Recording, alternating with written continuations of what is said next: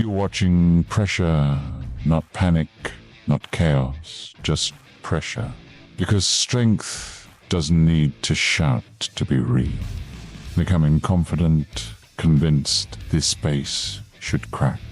That numbers and noise will be enough, and the first attacks hit the wall the way they always do.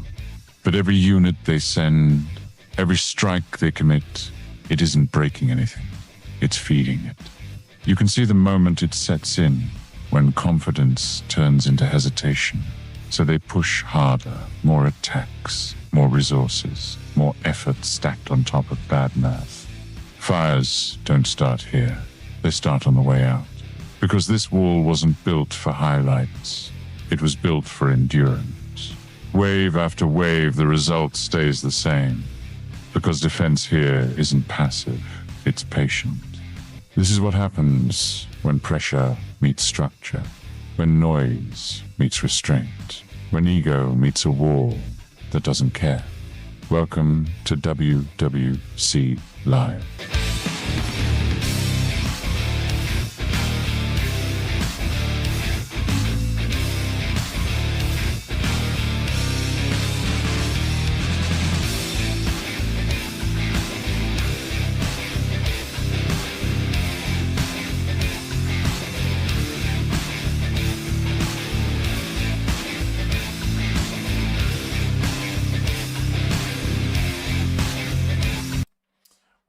Welcome in to WWC. Everybody tonight. I don't know what you guys are doing out there. Let me get your chat up. Oh, there we go. There we go. Rico, welcome in. Welcome in. Actually was pretty good today. Started my 3v3, so I only have 8 more to go. So I'm actually getting better at this. I got to show you some of these folks that are in this 3v3. It's absolutely ridiculous. These folks are just so big. It's crazy. Let me finish off these last couple here, and then I'll get it done. 1 second.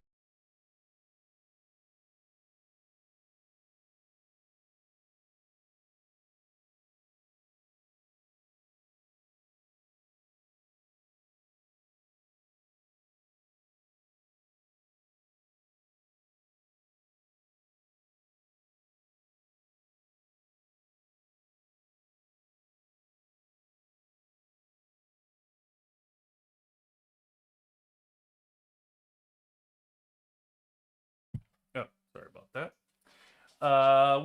Woo's for the children. What's going on, brother? How are you, Ant? Great stuff on what, Ant? Welcome in. What was great? What was great, Ant? So I can repeat it, please tell me. Chicken Charlie. This time I'm on time for class. You are here, Chicken Charlie. Always appreciate it. Good to have you in.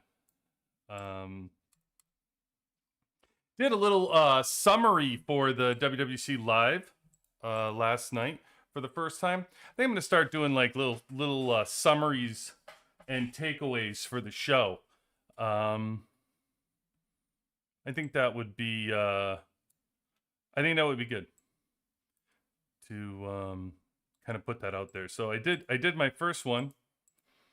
These guys are crazy, man. I can't even take one from half of these people. Let me just get this over with. It's just crazy. These are so strong.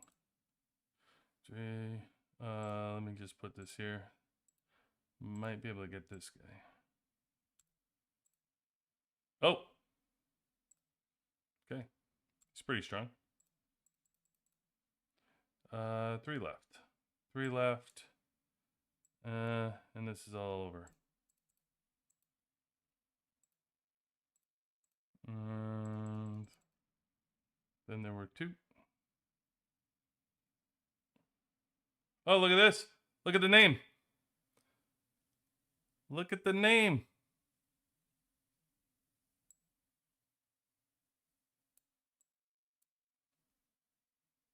It's an imposter.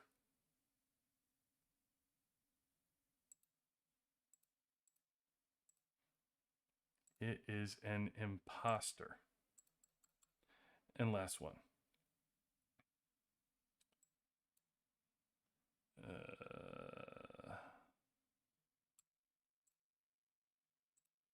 Yeah, no good.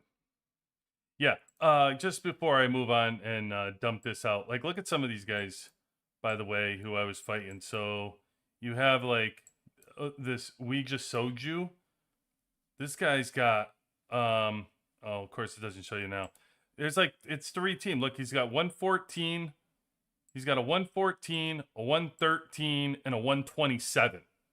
I mean, that's just enormous. Enormous. Then you got Leonida, I don't know what the hell you say it. 102, 101, and a 113. Just giants. This person's pretty big too, I think. This Dark Witcher. I think this person's pretty big too.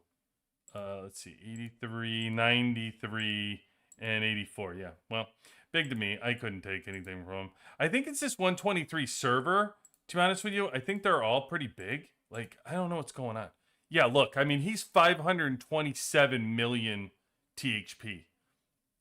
They have this Zero Fifel who's 391. And that Dark Witcher is 330. No wonder I couldn't take one. Huge. These guys are just huge. I mean, just giants, man. 527 is elite. It's elite of the elites. Like, I mean, it's huge. Jeez, my God.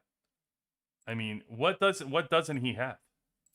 I mean, he's got to have everything. He's got to be max. He's got to have, like, 100% tactical. It's just got to be the difference between, like, when they get this big, it's like wall. They have everything maxed and then it's wall. So he's got 300 drone. Obviously, all his chips are done. 900 boost, 40 steps. Yeah, I mean, it's all a level 11. So he can still get a level 11 components. I don't know why he's slacking. Then 17.6 on his. So he's at the end of Heart Bond. He's about to go to the next one after Heart Bond. I don't even know if we know what the next one is after Heart Bond. I don't even think we've looked. We see all those, like, elite levels or something. I think the level after Heart Bond is just called ridiculous. I think that's what we just jumped to. He's maxing out the guerrilla skills. He maxed out the this will tell you, he maxed out the defensive skills first, though. He maxed out tactical. 11.3 deco is just redonkulous.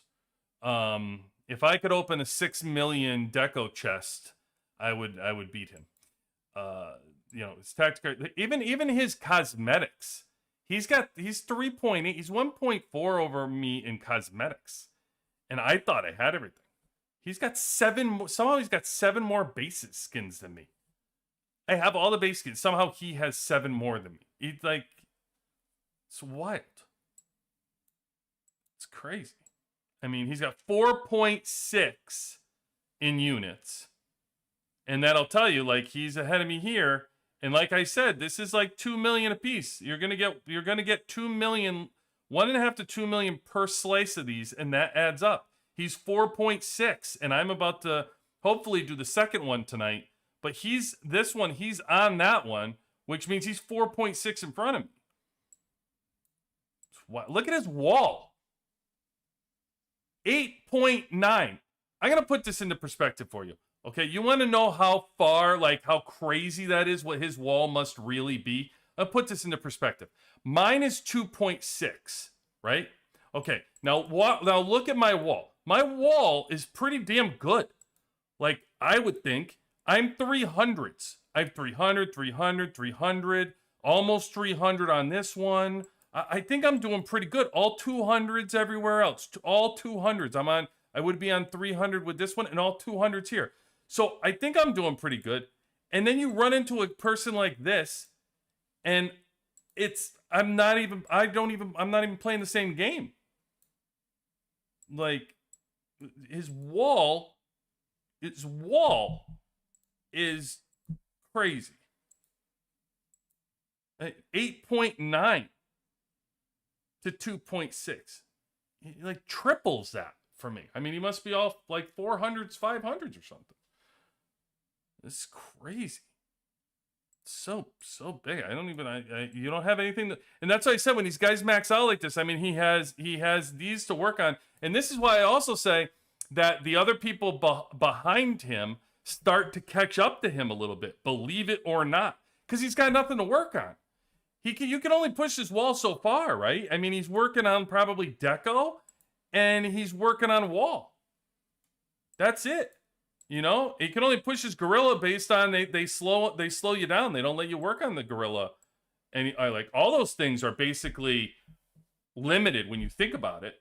You can only get so many shards. You can only get so many deco, the weekly deco stuff, and the level 7 deco is so outrageous that it takes a while to do that. But that's what this comes down to now. The IP18s are basically all that. Once they hit that 500 million mark, they're pretty much all the same. The only difference is they have the wall, the deco, and the gorilla. And they're probably all max equal on the gorilla, to be honest with you, because you look here, he's all 800s. So his special training is the same. His skills almost the same. Some other VIP 18s might have these max too, maybe, but they're all around this. They can only get so far with the bond rating. So it's just come down to, you know, and in the meantime, other people are starting to chip away at tactical. Other people are slowly starting to chip away at the deco. They're starting to get level 10 components. You're starting to get, you know what I mean? So starting to catch up all across the board instead of only one or two things that can be pushed. Now, these two things are going to be pushed to ungodly numbers. The wall is going to be pushed to max. You'll never like somebody will never catch it. But does it really matter at that? This is my argument. Does it really matter at that point? Like, let's say, like right now, his strongest team, I think it was this, is 127. All right. So his strongest team is 127. So he's about to dump, who knows, $40,000 more into his wall. Whatever he wants to dump. I don't know. Whatever it's going to be.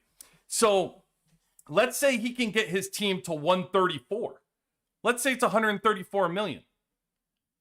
Do you really think that the person behind him doesn't have their wall to where he has it and he's 6 million ahead of them? Let's say he's 134 and the other person's 127 at that point, right?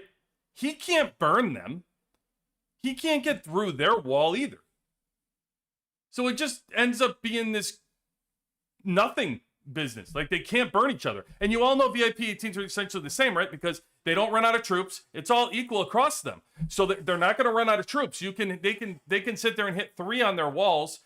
They'll just diamond spend to get all the troops back or clear the hospitals or blah, blah, blah. So they just get into this contest where nobody can port anybody. They can't fight each other. Unless you do it in like these arena places or wherever, where maybe the 3v3s and stuff. But outside of that, like when you're actually having wars, when you're actually in Desert Storm or Canyon Storm or, you know, whatever, they're not going to be able to burn one another. Can't do it. They're all going to be very similar builds. Everybody is. So eventually, at least, to the top. Yeah. So that's on. Hey, I was saying I did a summary video of yesterday's that I put on YouTube for the first time. Just keep in mind tonight, if you see some conversation that we talk about that's relatively interesting, I was trying to grab like the highlights of kind of like last night at all. If you see anything, call it up. Or remind me, because I'm going to try to like jot down as I go like things to summarize for the call. But anyway. Chick Charlie, W2OL, he stole the name. Oh, is that for the, for what's his name? Mewtwo? All my squads added together don't get 120 million. Yeah, well, really? They don't? Well, that's funny. that is funny, bro. What do they add up to? All years. Meadow, welcome in. Good to have you in, buddy. Back, as always. Back Beck is working with the coordinates list folks now, putting in that hard work and time. Thank you for your efforts, Beck. Circles, welcome in. Welcome in. That's, I gotta hear that. Woo. What's your total? What's your total with all three added? Because I love that concept. Funny thing, right after stream ended, me in Wisconsin got into winter together. Oh, really? Oh, that's cool. That's cool. Hopefully you had a couple beverages too, because it always makes it good, as Wisconsin was. Hey, Bath, welcome in, bud. Always good. Always good to hear from you, Mikey. And my alliance is 600 million total. Yeah, I mean, there's that's what I'm saying. That's exactly my point, Mikey. Is if he fought this, we could choose Soju or whatever the heck his name is. You know, what is his name? We just Soju. If he fought him, he wouldn't be able to do anything to him. Imagine that. Like, he's 600 million. You'd be like, oh, I can beat anybody, right? But no, he wouldn't be able to bunch him. He's probably, you know what I mean? Like, they're so close to one another. They can't do anything. Just crazy. I'm working on a new account on server 2070. Is that where we are, Beck? 2070? I love it. I love to hear that. That's good. That is good news. Game is pumping away. Cobb, really great interview. Wisconsin, yeah, Wisconsin Finest is great. We'll try to get we'll get him and Clamhammer in here more often. We'll try to get more folks in on the stream as we kind of settle in now and kind of figure out what we're doing. Try to create a little bit more organization around some of these segments and some of the stuff we're doing. And yeah, we'll definitely get more in here. For peeps. God knows, know enough peeps around here that are looking to get on. It's a whole different level. No kidding, Mike. It's another world. Man Cub, welcome in. Good to see you. Shout out to Ramp. Yeah, exactly. Shout out to Ramp indeed. Shout out, brother Ramp. Go send Ramp a flower or something, will you? Give Ramp some love. Where is Ramp? Did he get to the third? Did he get to R3? Thought he got to R3. Let's see. Did he? Yeah. Oh yeah, he got to R3. Look at him. Sexy beast over here. Man Cub, sorry, they do equal. Oh, 143. See, Woo, I was gonna say 127 seemed pretty light. So I was gonna say, yeah, 143. There you go. You're good then. You could take them. I think you could take them. Yeah, they are on day 2. Day 2, Beck. Yeah, you know, I wish I had enough time in the day to do something like that. To help hop in and start a new account or something. I just have zero time between trying to do this, work, life. I run the lives, make the videos every once in a while. Like, there's just no time. No, absolutely zero time to hop on and do another one. There's just no way. Plus, to really dedicate your time to your one, you guys know this out there. Like, to dedicate your time to your one account that you're in and why you don't want to leave your server, maybe because of the alliance that you enjoy being in, means a great deal to you. You've probably been with those folks for a long time. Probably means a lot. You don't want to leave them. You say hello to them. They're kind of like, a second grouping that you've known for a long time, friends, fam. You hang out with them. You got to do all the responsibilities in the game, from versus to arms races and all the stuff that we need to take care of, right? And then to say that we're going to do a second account, man, there's just no way. There's just no way that I could care about the account I'm on 118. Care about the folks, the team members, our groupings, and then also be able to go do that. There's just too much maintenance. And it's not like when you have it, you could take a group of time to do it. Like, when you guys know this, you're chipping away at stuff throughout the day, right? It's not like you hollow out 30 minutes at the end of the day, or 40 minutes at the end of it's oftentimes like mornings you do that or whatever. Lunch you got to chip away at this, and this you got to do over here for arms race at this time and that time. And it's like, so that's what it would be to try to do that times 2. It's just so crazy. There's no way. Include got paired with 3 dead servers and 3v3 should be an easy top 10 placement for your point. Okay, Circles. I like it. Like top 10. I need to get to headquarter level 10 so I can catalog the alliance ranking. I don't even understand that world back. I don't understand. I gotta get you coordinates people on here for a full interview to talk about all of your processes and how you guys operate. I gotta finally do that. I know Wolfie's been saying they would do it for a while, and we haven't gotten around to it. We definitely got to do that. Legend, welcome in. What's up? Indeed.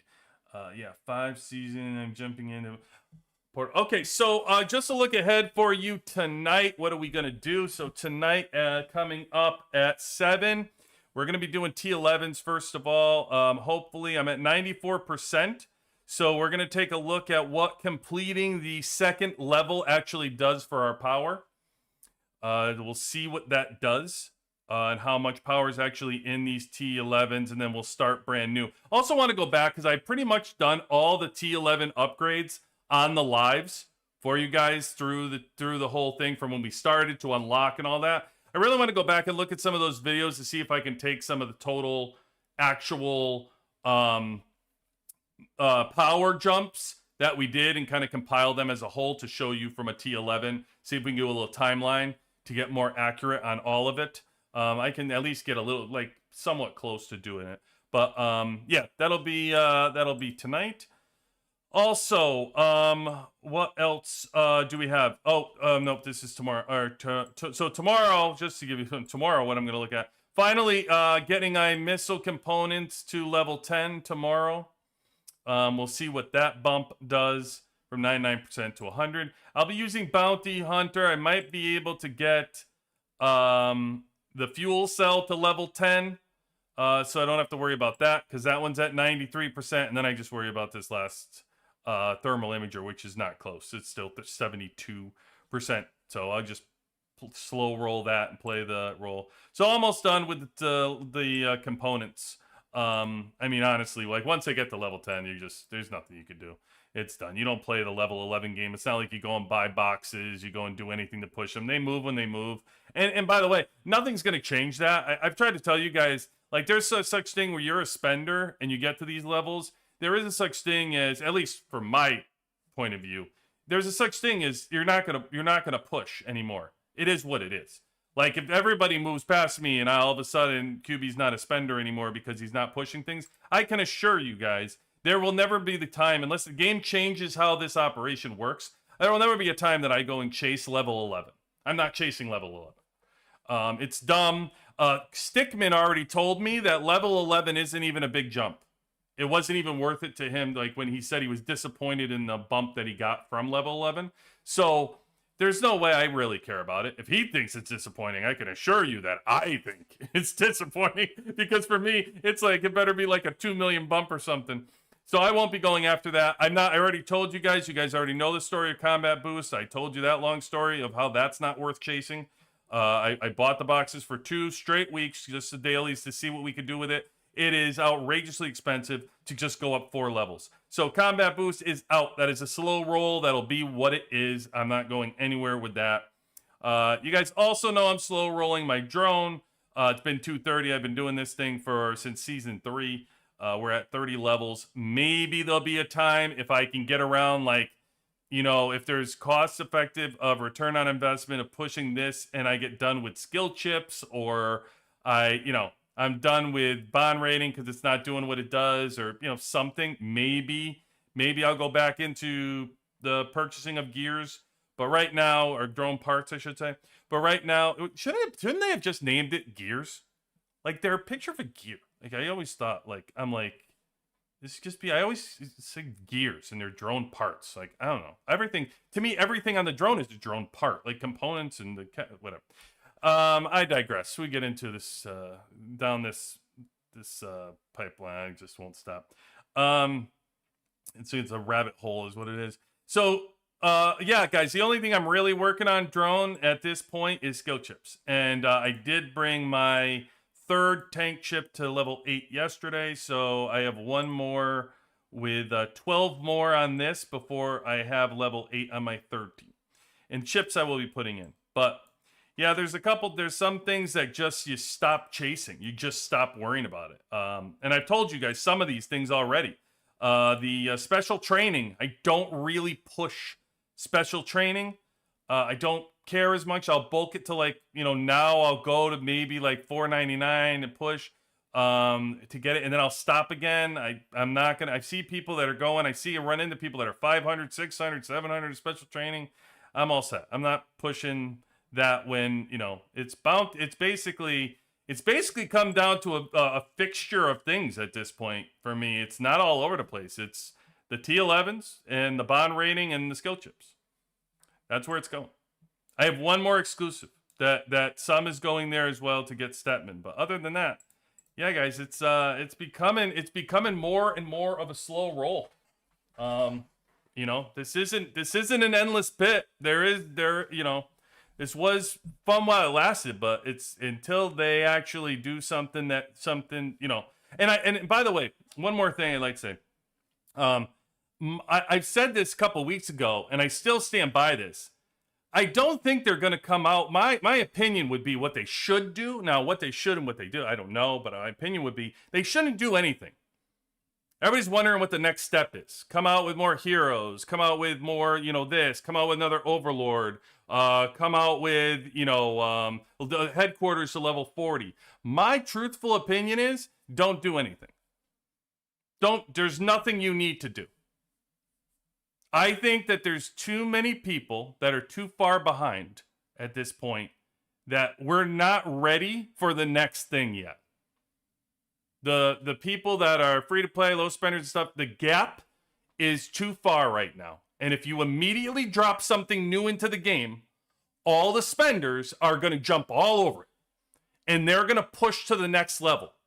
And to me personally, looking at the environment, looking at the fights, looking at the arena, looking at server wars, the people that are fighting, I think the environment is fragile right now. I think the game is in a fragile state. Not on anything else other to me than the separation of the different pay levels of the game. They've always been separate. It's always been that way, as it should be. I mean, that's the pay-to-win formula, whatever. But I think right now, it's never been so far with the whales and the VIP 18 to where they are. I think we are in a fragile state right now that you can't afford to leave people behind at 45, 50 million right now, which is realistic, that some people are sitting 45, 50 million free-to-players, and just ignore it and say, yeah, we're going to drop the next best thing. It's time to come out with the next thing. Let's go. Let's push. No, I don't think you should. I think you should leave the environment and keep and help the free-to-players get some stuff that all the spenders already have, like exclusives. Allow them to push their exclusives. Like, think about it. Right now, when you think about it, if you just gave it a little bit more time with how the environment is and how everything is, all the spenders have pushed all their heroes to level 30 already. And I've already displayed for you, you can go get those little exclusive parts. It's not worth the money. It's not worth the money. I mean, you all do it. I can show you the people that are doing it. They're all doing it. But then watch, I don't believe in doing it where I'm spending. So watch some of the people that are doing it. Look at the power difference between them and me. So here, let's take apples to apples here and do Gorilla and all 30, right? So watch his heroes. I knew he would have them right here. He's got a bunch of them. So his is 7.9. He's 8.3. It's not that big. It's not that big of a swing of the power that he's getting and boost that he's getting from these. And that's a lot, by the way. Every single hero is checked to 50. That's like 1,500 extra. So this is like 7,500 extra 7,500 extra. So think about that. It's 2,700 to get somebody from 0 to 30. So it's like giving him an extra 3 heroes and pushing it. So he did an extra 3 heroes from 0 to 30. And that's what he got out of it.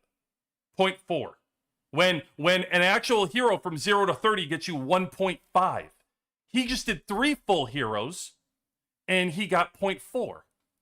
So instead of 4.5 million worth, it's now down to 0.4 million worth. You see what I mean?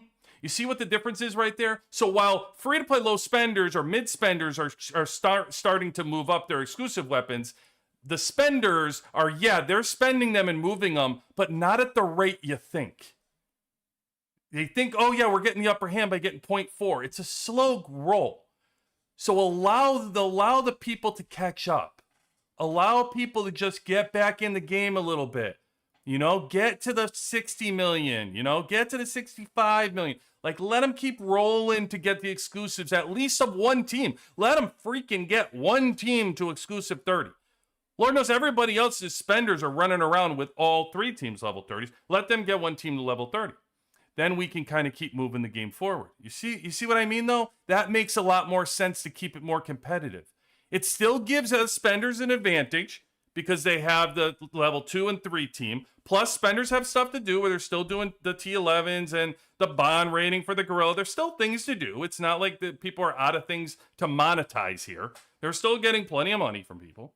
And at the same time, you can slow roll it and allow people to catch up in certain spots. You know, so you're still giving the pay to win an advantage. You just allow it to the gap to close a little. That's my opinion. That's what I think they really should do right now. I think going for the money grab right now would damage the environment. Maybe I'm wrong, but that's just my opinion how I see it. So call me crazy, but that's just how I see it personally. All right, I might get the game if they come out with a new Overlord. Yeah, I know. See, David, that's what I'm saying. You know, yeah, I don't want to see people fall too far behind. Maybe add more non-valor. TJ, isn't that what the game wants? Isn't what the game wants? Pay to play. I disagree. Make all new things you want mid-level. Will never catch the. You're not supposed to catch the whales. When did I say you were going to catch a whale? I never said that. You're completely misconstruing what I'm saying. We're playing a game of telephone right now. All I said was close a gap. That's all I said. Those were literally my words. You start to close a gap. You'll never close the gap. But there is a big difference between a spender being 70 million and 75 million and a free-to-play player being 50, 55 million. You can start to allow that player to get stronger. Which that multiplies if you can get them up. It starts to multiply as you get the protectors and things like that. They become even stronger. Also, I still think that they need to come out with non-valor tech that makes engineers more powerful in this game. I think free-to-play and low spenders can have a different role than just smashing into 90 million squads. I don't think they have to have that role. I think engineers like the ruins, clearing ruins during a roll is just as important as smashing a strong player off the board. I talked about it last night, the way to win server wars. I could smash as many players as I want off that board. If those ruins don't get cleared, I can't move. We're a stalemate. I stay put. I can't move, and I can't get any place to win that war for anybody across the board. You need engineers. There's people that play roles as you go across. There's non-valor tech that you can create that would make engineers stronger, that would make them personally only be able to be an engineer to make them stronger in their own way, not with actual march strength, but there's other ways to be stronger. Like I said, you can clear ruins faster, you can go to ruins faster, you can move on contaminated land faster when you're clearing ruins. You can make for every engineer in a rally, maybe you add a percentage of strength to it. And then all of a sudden, people want engineers to be part of their rally because they add some kind of big percentage boost somehow. I don't really know. I haven't really thought about like the different ways. I know there's a million different things that we can do from an engineer perspective. I'm sure you guys have a million ideas too that would do it and actually be able to do it. But yeah, It is. What do you think about not dropping anything new during the off season, letting everyone kind of catch up, and then dropping the new headquarters at the beginning of the season? Yeah, no, Cobb, that's exactly what I'm saying. I don't think they should come out with anything new right now, and I don't think you need it at the beginning of season 6. I think we should play through season 6 the way we are, personally. I don't think you need anything new to spice up the game. I don't think you need anything new. You know what people could do that spice up the game? Strategically get into contests, have more different max server wars, come out with something like a Winter Storm, different Desert Storm battle, give people honor points abilities, not things like Meteorite, give other things that people are more structured to be able to fight, different fighting venues, different things like that, make the game more strategic. There's plenty to do and think about other with the power and the game and the structure that we have without just saying, yeah, we need to come out with something new to make the game interesting. That's not how they're going to make it interesting. You're playing this game because, you know, to actually strategically play the game, to OCD is probably why you're playing this game too. Like, you love the clicking. You love the clicking. You love the people. You love the alliance. You love, you know, there's a million different reasons why people are playing this game. You know, we'll go down a rabbit hole there too. But at the end of the day, there's other things you can do. It doesn't just mean like nail, hammer. You don't need the same thing over and over again. You can do other things. But I don't think you should do anything. I think you can play a whole season right now, have fun with the season, and then you can do the headquarters 40 thing after into season 6. I don't think you're really required to do anything right now, personally. I don't think you need it. Promote teamwork by allowing rallies to actually penetrate whales. Yeah, I love it. Yes, that's what I'm talking about, TJ. That's exactly what I'm talking about. I'm down with that. Only good thing free to play is tech, and we didn't have any new tech. I agree with that as well. Oh boy, here we go. WWC. Random. I'm gonna go random. Okay. Welcome at random. MH, this company is utterly disgusting. I mean, what company is it? Well, isn't Google disgusting? Go look up what Google owns. Go look. You know what I mean? What company is disgusting? Right now, you're playing on your cell phone, and that company's disgusting. And the cable company is disgusting. And you know what company isn't disgusting? I mean, they're all out. They're all out to rake in as much money as they can, man. That's the model. Yeah, you know, it is what it is. Miss Finders to consolidate power. Think of Transformers. Okay. I listen, TJ. I love anything that's you know, different than just like the same shit over and over again. I'm with you, man. I just think, and I know it's controversial. Like, we run into the same thing, right? Everybody's a money grubber. Everybody, you know, the company sucks. But we can play that game, whatever. But I mean, realistically, I just think the game has enough money. Like, we've made billions of dollars at this point on this game, right? There's billions of dollars being made, and we talk about these VIP 18s that are on server, you know, 500. So if we want to talk about the money that's being made, it's already being made. That's happening. No one's quitting. That's gonna impact this game. There's plenty of new money coming into the game to not worry about the, you know, the false stories that go around of how the game's gonna fall because a handful of people are quitting. It's not happening. What we talked about when we took a vote in here to say what 70% of the game, 80% of the game is free to play, low spenders. That's what we really need to focus on. The backbone of the game, right? And you saw Mewtwo said it last night too. You know, the backbone of the game is free to play, low spenders. And really, like, what can we do? Like, to me, just continuously ignoring that they are the backbone of the game, and continuing just focusing, oh, what's the new thing that we could do to kind of squeeze another $5 out of people is not the way to go. It's just not a smart business move. If we're talking about a company that's good at making money, and they are, admit it, just admit it. They're good at making money. They do. If the company is built and it's pay to play to earn money, they've done that. They've done that. So let's not call it, you know, they're not dumb, right? So let's talk about a smart business play. The smart business play is to keep 2,030 people, keep them all, 2,030 servers, keep them all playing. Like, let's keep everybody playing. That's a smart business play. So how do you keep everybody playing? And that's what I'm saying of, if you take a step back right now and you hit the pause button, you came out with these gift coupons, you come out with this little stuff. If you just hit a pause for only a little bit, for just a couple months, it's the exclusive shards, I think, that really make a difference. The gear makes a difference. letting people get honor points and keep catching up a little bit to get that T1. It's just the T1. The free-to-play low spender, you're not going to be able to create this powerful T2 and T3 right now. That's what people pay for. But it's the T1. You have to be able to give people enough time to get their T1 up, and so that they're still in the game for the majority of the people. And right now we're on that teetering spot where I still think we're okay because season play is very interesting. Season play takes a 50 million squad and makes them a 55, 60 million squad. It's very interesting, the bumps, the tactic cards. Think about how they use the battle cards. Very smart play. Very strategic thing to introduce into the game were tactic cards.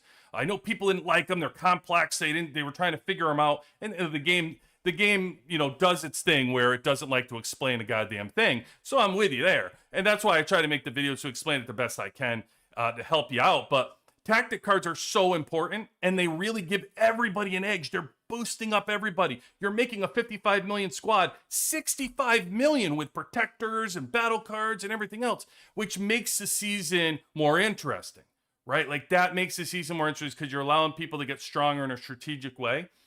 I think that's the kind of avenue we need to go down. Like we need to keep going down. And also, by the way, you're also, TJ, and everybody else out there that's talking about this, is making an argument for why you shouldn't be merging some of these servers.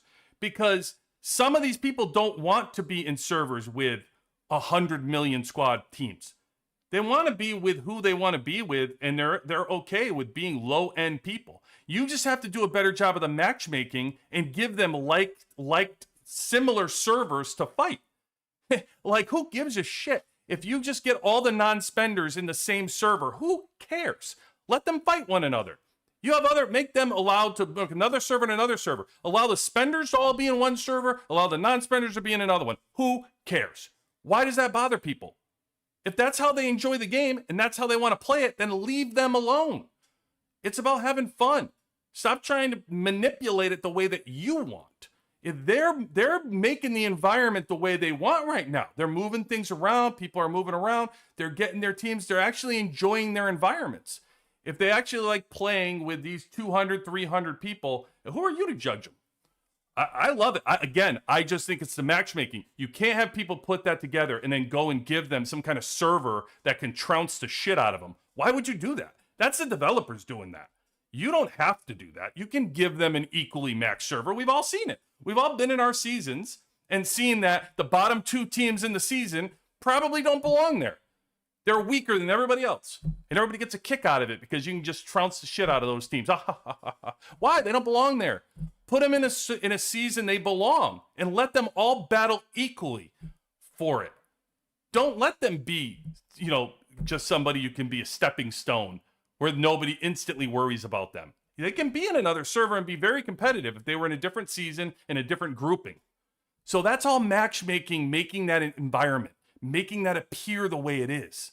It doesn't need to be that way. But, I think that we stepped in the right direction with the matchmaking on these latest Warzone duels. So I'm hoping we're moving in the right direction because it really just makes a difference for all of our gameplay. I'm witnessing an individual standing so far. Do in fact love the. I know you love the clicking back. I know you do. That's why. That's why I say it. Sounds good. I can deal with this. The destruction tactic cards was designed engineers in mind, but it was would be far more useful if they gave faster ruin clearance. Yeah, agreed. Etch, love it. I totally agree with that. I think they should do non-valor tech with that. I think there's some work. Here's the other thing. And this is why I think you can't do big moves all at once. Tactic cards are a perfect example of that. It's baby steps. We got them in season 4. They saw what worked. They saw what didn't work, and they tweaked some stuff. They made some stuff. They brought down some of the strength of some of the cards. They increased some of the cards. They came out with different cards. They grouped them together. They're making small tweaks to those tactic cards. I like it. I think that we're moving in the right direction with the tactic cards. It's kind of a free thing that you can get. It increases your squads. It really helps. It makes the game a little bit more fun in doing that. Also adds to the collection, trying to go some stuff, OCD stuff, go out, you can obtain them for free. I think that's in the right direction at least, but I agree with you, X. There's work to be done. There's no doubt there's tweaks to be made. system. And that's why, honestly, I also feel like they need to listen to the right people. I think that you can't only listen to the folks that are spending money. You need to listen to a grouping of free to play and low spenders that we talk. If they're the backbone of the game, you have to hear them. You have to go listen to them. Anyway. Any small people and all whales will stay. Yes, I agree. Keep on. I'm fine.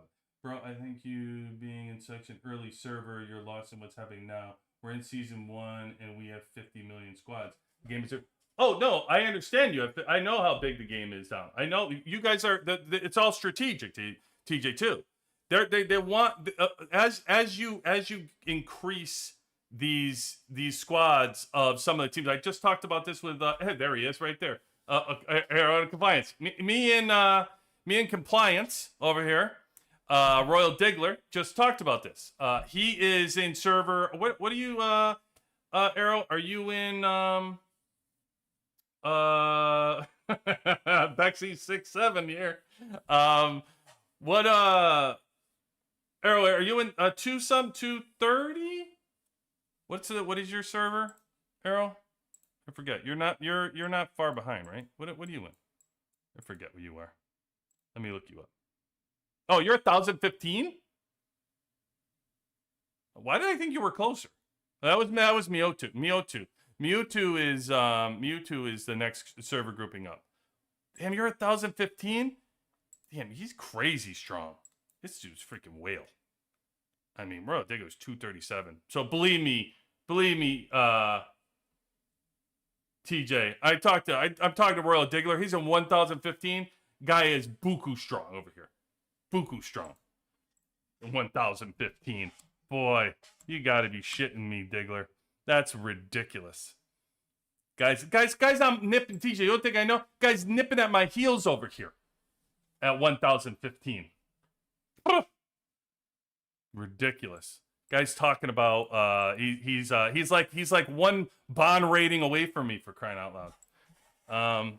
Incredibly strong. But yeah, we were talking about this the other day, and really the point to why they do that is they're trying to get it so servers can merge. The closer everybody can be in strength, then they can expand servers. So eventually you have to move people along faster than you did when I was doing it, because you have to be able to combine these servers and move the next grouping along and so on and so forth.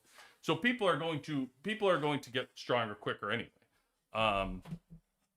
The game's going to move them along. And then the whales are getting, and I mean, it's just ridiculous the amount of whales that are coming in, which is why I see the money pumping in. That's not going to change. This game is going to be going 10 years compliance. What I say compliance. 10 years. That's what I say. It's crazy. Spring Festival. Yeah. Let me look that up. All right. So let's get into Spring Festival. What do we got going here? Spring Festival. Okay. I love this. I love this new concept. I hope they keep doing this, by the way. You're at 1,800 and our top guys are at 300. Yeah. Well, that's what I'm saying. Look at compliance over here is coming on that. That's what I was looking at too. Great. But I mean, it's just the game comes out with things a little bit sooner, allows you to advance a little bit faster, and everybody's smarter in how they spend too. Everybody knows what they need to spend on and how they need to spend, as in when we were doing it, we had no clue what the hell we were doing. Okay. Spring Festival. I love this concept. Let me start the good and the bad already I'm seeing, because you guys know already this is ridiculous for us. I love the giving out for free. This is good. They should do this every single week. I am really hoping that they have a weekly free thing like this every single week, where it's a real quality. Already I'm seeing the day 7, the 100 survivor tickets was awesome. Great job with the 100 survivor tickets. Think that's great.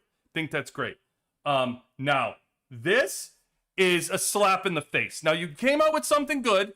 Again, just like the Winter Storm thing I talk about. You fixed Winter Storm because people didn't want to have to play 7-8 times and have to win, to actually get a win, because it was taking so long. So you say, hey, you know what? People are complaining about it. Let me make it points. Well, that was a great move.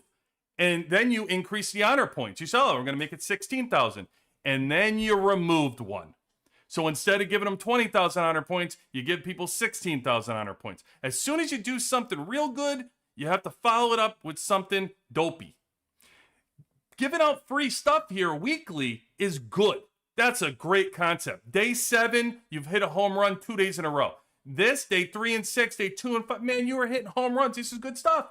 And then you go and give out the dialectic, whatever the hell, the dialectic ceramics. Come on. Everybody's got 40 million of these things. What are we doing? What are we doing?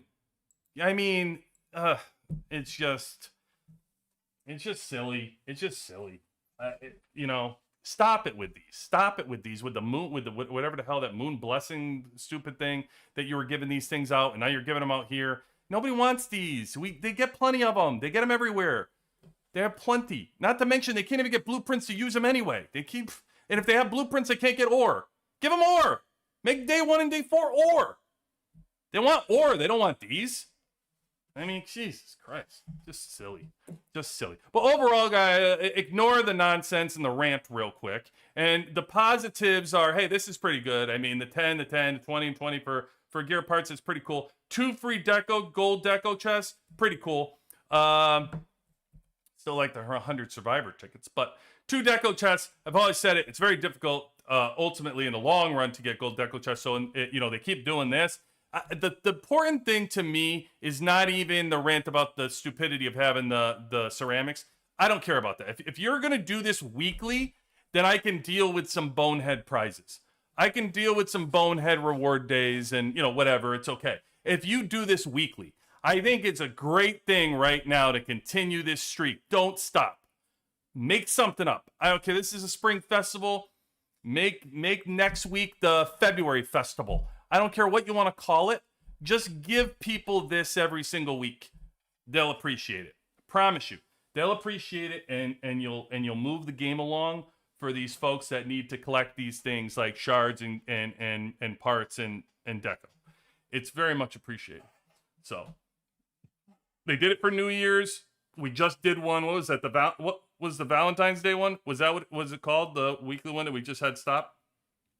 I forgot the name of it. I don't know if that was a Valentine's Day calendar 7-day thing, whatever it was. With the 100 survivor tickets, that was good. So I like that.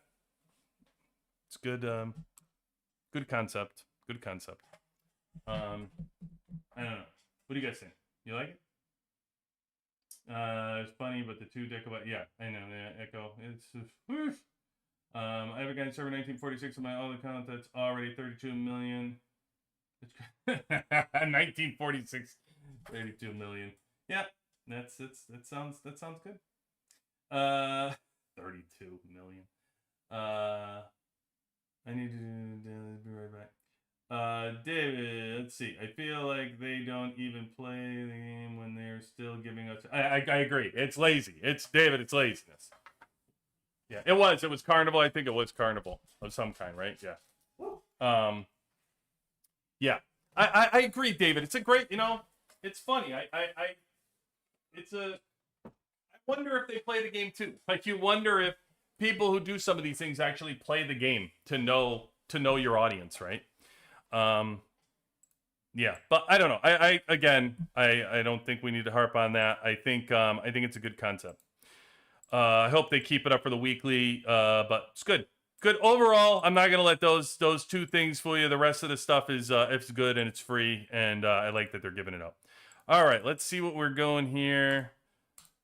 Let's jump into the T11s. Let's see what we got going here, huh? All right.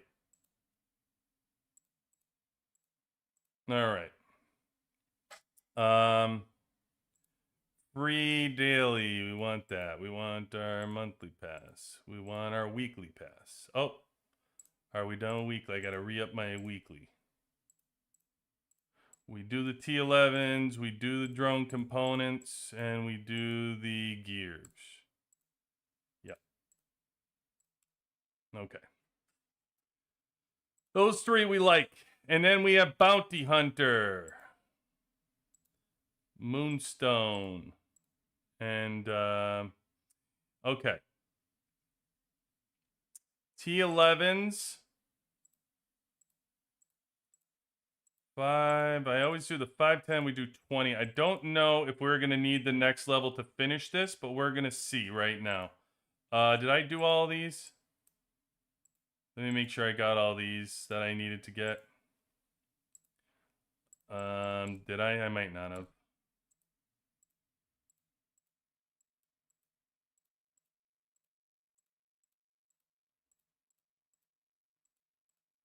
Oh, there's a bunch of stuff here. Kill 3 dummies, speed ups, kill 1 doom. This one we can do right now. What's this one? 10. Oh, Jesus, 10 zombies. What do you want me? What's arms race right now? Troops. All right. Let's see. We can go do.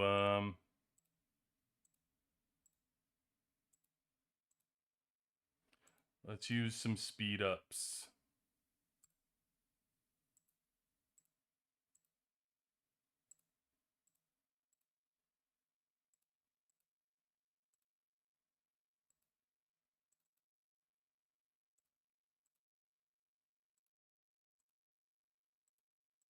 Okay.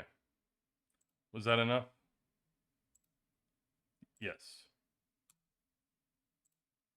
And then this is what? Kill 3 for 1,000 and 1 Doomly for 1,000. I think we'll be all right now. Let's see. All right, here we go. You ready? You ready out there, Woo? Charlie? Here we go. We're gonna take the see where we're at. All right, we're starting at 82.66.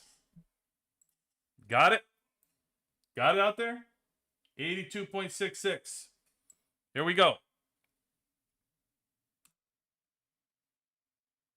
Thank you, Woo. Appreciate it. All right. Let's go. 1, 2, 3, 4, 5, 6. Oh my God, I'm gonna need to. I'm short. I gotta go get that. Okay. Do I have enough for the material though? Oh wow. Okay. Okay. Plenty of the material. Plenty of the material. What did that do? All right. That alone right there, that last 6% got me 0.11. 0.11 alone.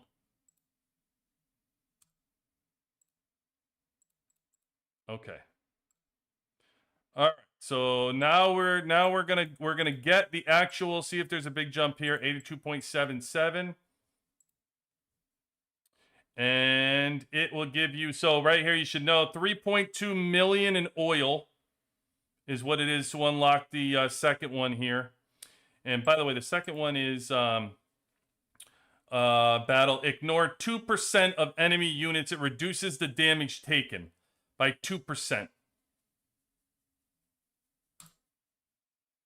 1.61. So 140,000 here and 225 cores. So that's going to be the really hard thing that you're going to have to watch for is 225 cores to unlock it. So when you think you have enough by getting the 40 and the 40 and the 40, you get this big old chunk that you need at the end here to unlock it. So, all right, here we go. Unlocked. Oh my God, I gotta wait. Oh, I can speed it up though. Hold on. Of course, what? Just a way to rob me of speed ups is all that does. You know what I mean? Did it already give me the power anyway, or it only? Nope, it doesn't move until you actually unlock it. I mean, honestly, like this is just a way to rob you of a day of speed ups. Another thing that's not necessary. Just unlock the damn thing. Like, what do? You don't make me wait for the components. Like, if I went to undo a component right now, you'd give it to me. A bounty hunter level for you'd give it to me. What the hell do you make me do 1 day of speed ups? It's just so dumb. Just, you know what I mean? Like, sometimes it's just bonehead shit. It's not about money. It's not about, like, it's just dumb. It's just a dumb thing to put in the game. Like, why would you take somebody's speed up for this? Whatever. Quick rant over. Unlock. All right. There it is. Unlocked. Unlocked, folks. Armor Shredder is now unlocked. Remember Shredder? Teenage Mutant Ninja Turtles?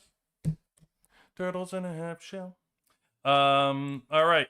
So let's see what that did. So 82.7. Did that just go? Wait. Did that just go up 0.02 for unlocking? Is that what that was? Or am I dreaming? It was 82.66. And what is it at 82.77? Or am I yeah, what the fuck is that? That's it. Yeah, okay. I'm not dreaming. Yeah, well, it's 2%. It's the damage. It's damage reduction. It said battle. It said in battle, I think it said right here. Ignore 2% of enemy units. It reduces the damage taken.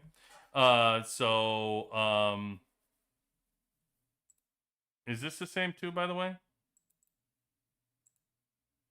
Armor to ignore 2% of energy, which, yeah, so. Which is really disappointing. They're the same exact. I mean, it's just, like, why wouldn't you come out with a different one here, too? I'm going to rant a little bit here, too. But let's just be. Like, why wouldn't you come out with a different one? Why wouldn't you make white completely different? Like, why would you keep it the same thing, right? Like, why would you have Armor Shredder be the same for both of them? Like, if you want people to switch between the white and the black, like, why wouldn't you make every single one of these different? It's, you know what, that's lazy. It's just completely lazy. Stupid. 82.79. So yeah, that was only wait. Was that now 0.03? Are we moving up as we speak? No, it was 7.7 and now it's 7.9. Okay. All right. I don't know. I don't know. I can tell you that the majority of a bump where you're really going to want to pay attention is when we get to the glove. I'm going to make it a point on live when we get to that glove to start the glove and show the glove and show you the bump on glove is so freaking enormous. It's where the majority of it comes from. It's still like 1.5, 2 million power between the units when you increase them. It's just a matter of when you unlock it, it's not. You already saw it. Although the last 6% on the gun got me 0.11, which is actually more than probably like 5 level. I think my drone, every time I increase the level on my drone right now, it's like 0.02. 0.02, 0.03. So just think about that. That last 6% on that gun was better than my drone level goes up, and I only get, small little inkling of power increases just off of that.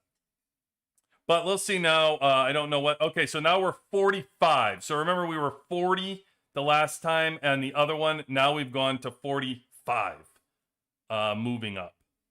So this is just going to get more expensive with cores. And this is also my point, is that it's going to be diminishing returns eventually. Everybody keeps pushing these T11s, but I'm telling you, even the glitter event, like I told you, like glitter event is awesome right now to save and push those T11s straight across because you get 1.5 to 2 million.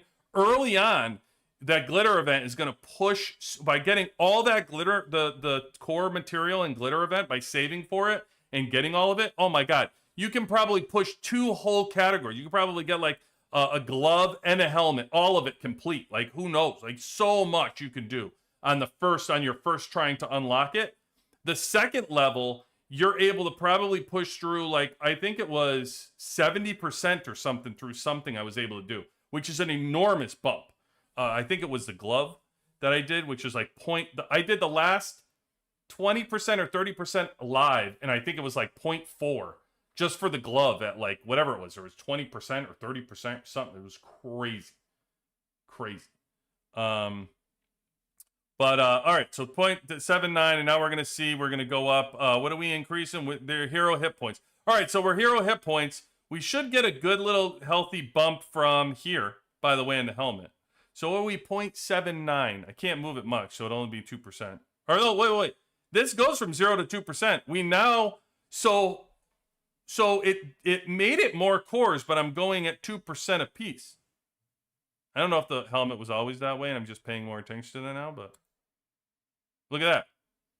Oh, it automatically does it. Before, it used to make me do the core and then do one more. Now it just takes 2%. So it's the same thing. It's the same thing as it was doing before. Don't get excited about that. It's still the same amount of cores, the bottom line. So points, what do we go up? Oh, we didn't move. 82.79, it's still 82.79 for 2%. The helmet, it did not move. It did not move. And these level up percentages, pretty good. 2,000 for one upgrade. So it's okay.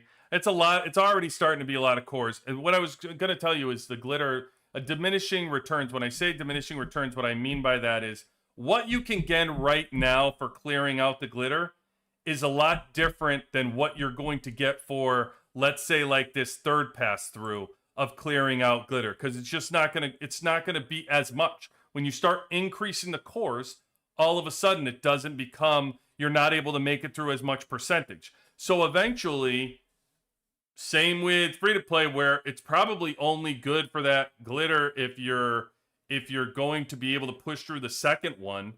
But this third one, I don't know. It's 45 now per. I don't know how expensive it's going to get, if it's going to increase again and be like 50 and 55.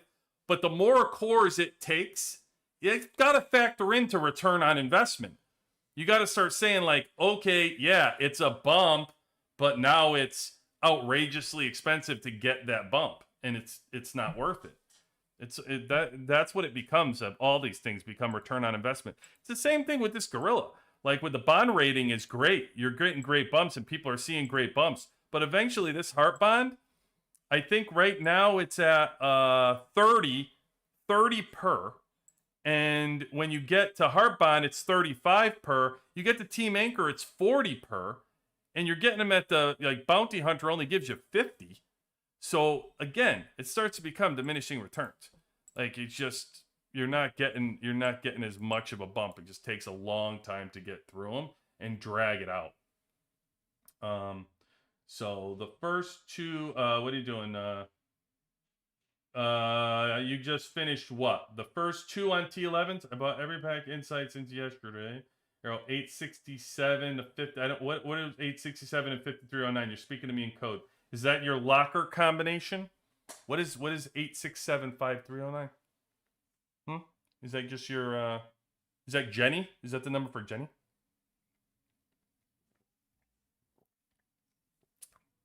What did your power go up, Arrow? 700K in first squad.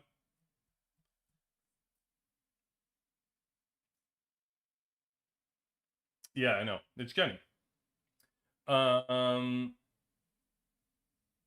700, so you went up 700K for just, and you completed the first two, Arrow. So you completed the helmet and the armor for 700K. 4 things, 2 finished now, 4 to, yeah. So again, I say to you, did you do glitter? Did you do glitter, Arrow? You bought everything in sight. Did you do glitter?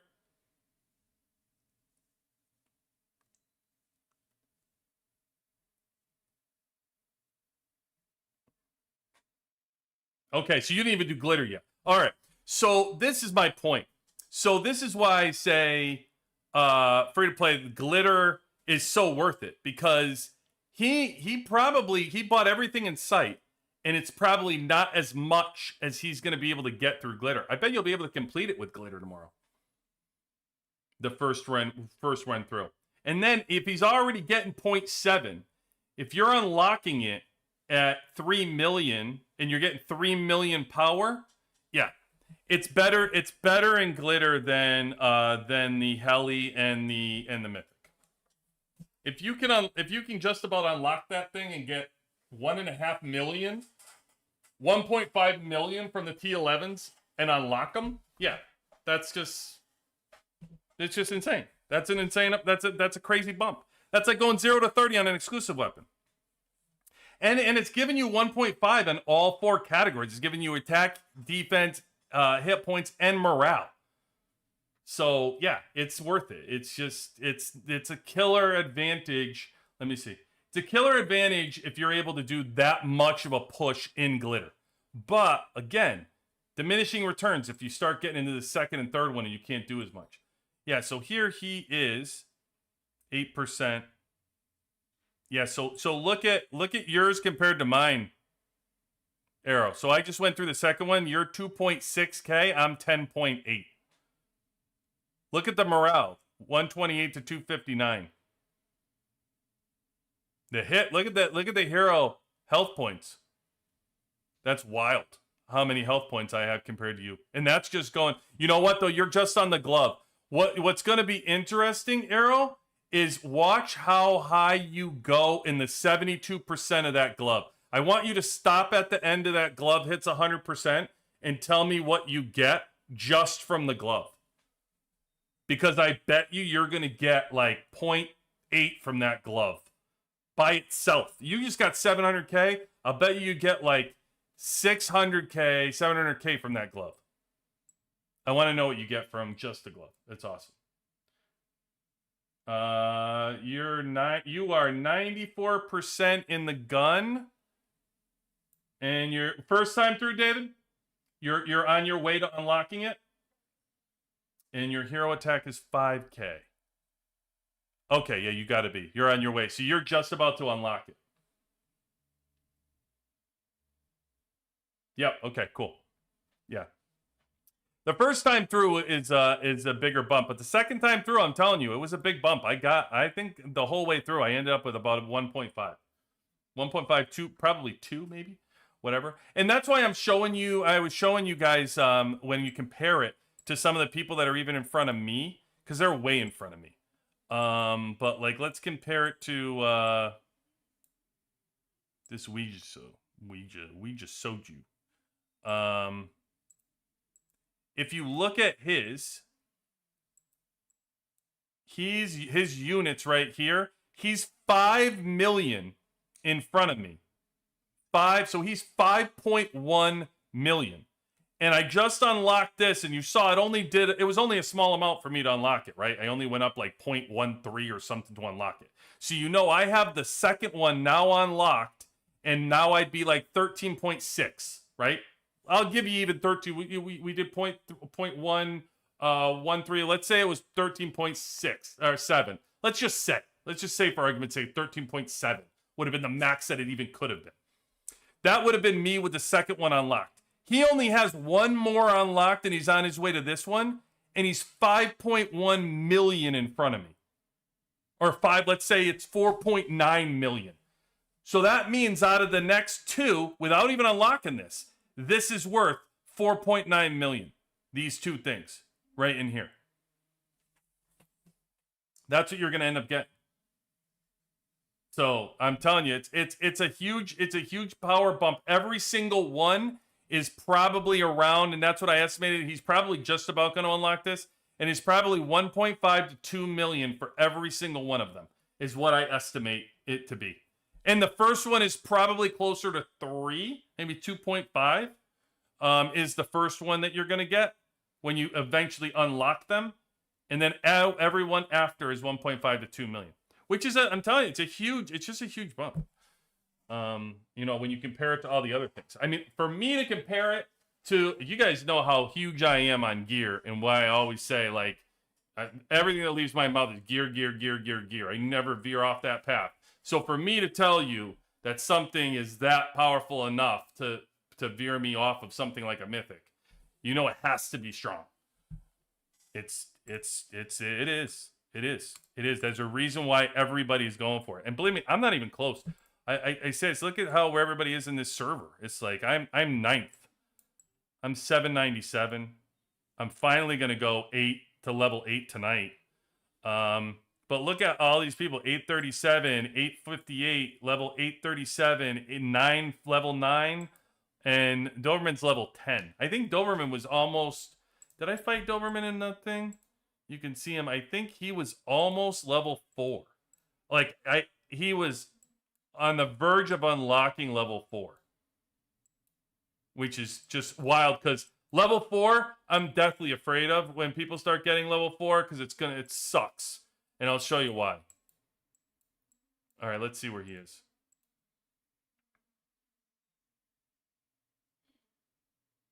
Yeah, level 4 is going to change the game yet again. Once they get to level 4. No, he good. He's only 3 right now. Well, good. I hope he does get. I mean, for him it won't matter, but other people are going to get the level 4, and it's going to suck. So when you see here, the death rate of enemy units is 5%, right? So right now, the strategy is to build your wall, your T1, your T2. We all work on our teams, T2s, T3, so nobody can get through the wall. You want to be able to build yourself so you're strong enough to defend, so you can stand and they can hit you as many times as they want, and they lose more than you because you lose 0% by defending. That's the strategy. So yeah, you can go ahead and try to fill my hospital at 4,000 a clip, but if my team is back healing me, you're getting nowhere fast. And you're actually losing 500 a clip from your drill grounds, and I'm losing 0%. So as long as my wall holds, I'm good. That's been the strategy. That's been the counter to people that are really strong. Well, the Drone 250 changed that. It already changed it once. Because Drone 250 gave them 5% enemy death rate, which meant now, even if my wall holds and they have that, it's no longer 0% death rate anymore. So now, even with me standing my ground, they're taking some of my drill grounds from me just sitting there absorbing their hits. It wasn't huge, but it was now a hit. It was now a hit that I have to absorb from them. Now with the T11s, the fourth one being at the T11s, it gives them yet another 5%. So now, sitting and trying to absorb them and playing this hit game is now taking 10% of the hits, which now starts to get expensive. Now it starts to get, I don't know, 150. You know, you start losing 150 troops or whatever it ends up being when we actually see it out. But it sucks. It sucks because you can't just sit there forever and take the hits. Now you have to pay attention. You have to really pay attention to where their T11s are, where their drone is. You know, do you have to port away even if you can't, because you can't get through their wall, and you by attacking them, you actually really screw yourself, because then you'll lose like 600 troops because they're stronger than you, and you're just going to lose even more. So it's just yet again, you're not going to be able to sit and absorb their hit, and unfortunately there's no way to counter it. Which, by the way, when you look at what's the white? Is the white giving me 5% less? Armor troops attack. See, this would have been better. I would have liked this if it reversed this. It would have made more sense. Like if I send the black troops out, it takes 5% of your the death rate increases by 5%. But if I use the white troops, it decreases 5% of any death rate you have. That's what I would rather have. That would be strategic then. Then these would be different than the other ones, right? That would make sense. But instead, you give them both the same exact skill. It doesn't make any sense. Well, you want to use the white, you want to use these, you want to use these. It's essentially the same damn thing. Just silly. Absolutely silly.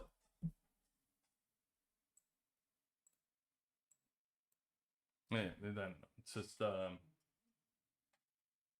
No, David, it's not fake. It's not fake. It's morale. It's straight up. It's straight up health points and morale. The gorilla was considered fake because you're going after the gorilla. It's giving the gorilla this enormous strength rating when the gorilla isn't even strong. Like your gorilla dies, and like I'm getting a bump from the gorilla. That's insane. There's no way it's no way equal to the power that it's actually putting out there. This is fake for a completely different reason than what T11s are doing. So the gorilla's giving you what, like for, is this, so I have no gorilla in here, and it's 5.5.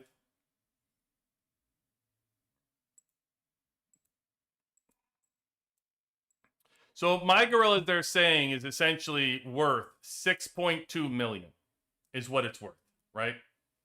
Now, it's not worth 6.2 million either. But before this, even my bond rating is strategic pillar at 5.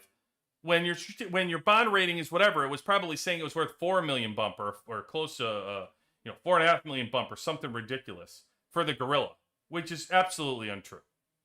There's just no way the Overlord is worth that, because as soon as he dies, all the power dies with him. It's not. It's just the power dies with him, which is just dumb. Now for T11s, you're getting all the power bumps through all of your teams first of all, and it doesn't die. It stays with your teams. So you see them. You've always seen the morale. You've seen what the morale boost does.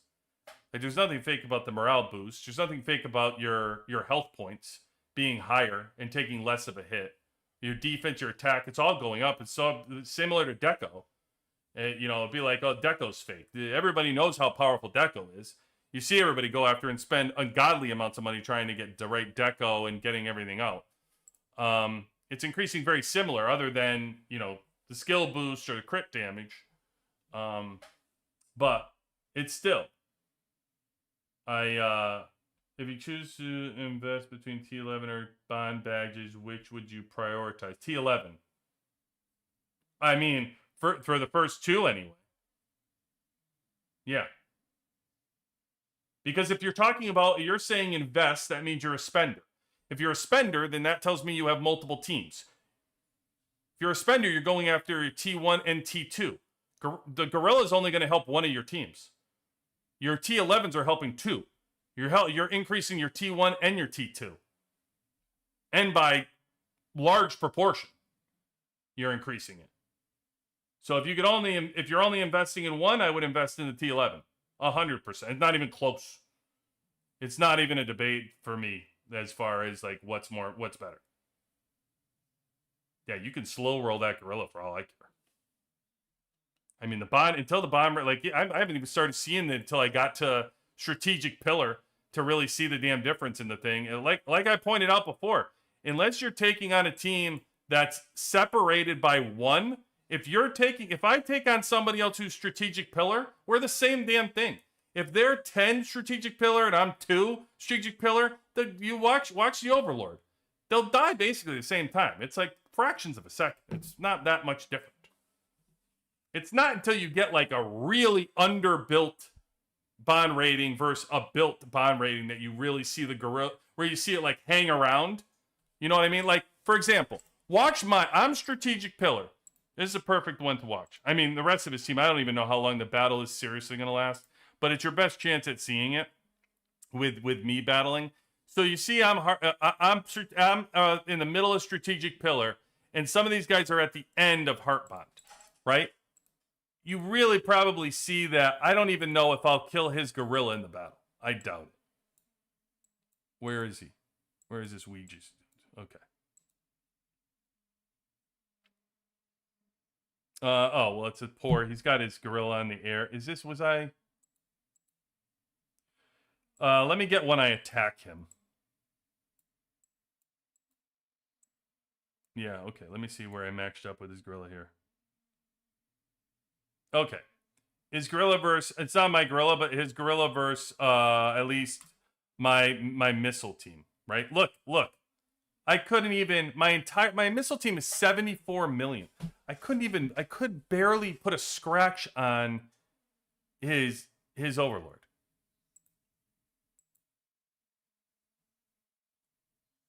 I mean, the battle takes 2 seconds. It's wild. I mean, even at this level, his Overlord is doing 5.1 million damage. As long as that battle lasted, my strongest hero was Fiona at 6.2, and his Overlord did 5.1. That's just silly. Just silly. 7.9 million damage. It's not even a real battle. It's just crazy. Let me see if somebody else has it built that would have. Let me see where who's far. Let me see Doberman. I had a battle with Doberman. I might be able to show you here. that would demonstrate the difference, because he's far in. Here's Doberman. I would have lasted probably a little bit longer with Doberman. Okay, yeah. Here you go. Overlord versus Overlord. This will be good. Okay. So let's see how long. This is all advantage right here for me, right? Because I have, it's 82 versus 94, but it's my missile versus air. Full missile versus full air right here with Overlords. So you can see now how long his, well, we'll see how long his Overlord lasts, because it's heart bond.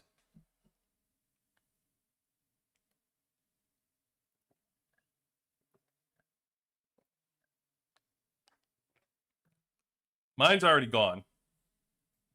Jesus. His is still, his just died. So see the difference? What was that? 2 seconds? 3 seconds in the battle? You know what I mean? And I don't know where he is heart bond. We'll take a look at what it is heart bond. But you see what I mean? How when you're even one apart, it just doesn't make that big of a difference. Let me see where he is. Oh, he's 10. Okay, that was a perfect example of it then.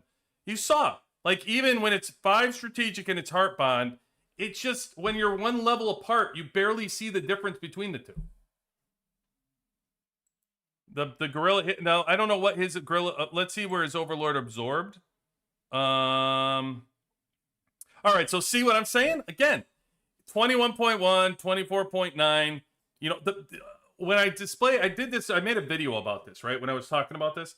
So what I was trying to explain in the video is, when the longer you have to have the Overlord outlast your Overlord by the at least a 9-second cooldown. The real advantage isn't necessarily the damage that you're able to absorb extra. It's that extra skill cycle that the gorilla can go through when he stays alive, right? And that's really the difference in the battle. If you're going to compare where it's going to be like your Overlord's making a difference or not, it's getting these. Like, for 20 seconds, I would have been able to drain 7.4% crit rate from 3 back row enemies and increase the crit rate received by the 2 front rows. That's for 20 seconds. And then the cooldown is 10 seconds. So if your Overlord can't outlast mine by that 10 seconds, then I don't even know you might not even be getting the extra skill cycle out of him to get these extra ones over me. And then your Overlord just dies a few seconds later. There's no difference really between your heart bond and my level of, you know, what I am. You don't see it. You just saw it right there. I just battled a badass heart bond to my middle of strategic pillar. Now, when he gets Team Anchor, we'll run this battle again. It might be a completely different ballgame, because that might put him at the 10% different defense range. He might be able to absorb it and last a little bit more. And that's what I see. And pay attention to this in your battles. What I see is, anytime you're battling somebody the same bond rating, your Overlords are dying basically at the same time. They're like right after, they're like domino effects. It's just right after another. If it's perfect sync, again, you just saw what mine was. I would guess it's very similar in timing. However, when they're too different, when it's strategic to bond, there's actually visual differences that you can see between that Overlord hanging around long enough to skill cycle a few different and adding benefit to there. It's the best I can tell you where there's benefit.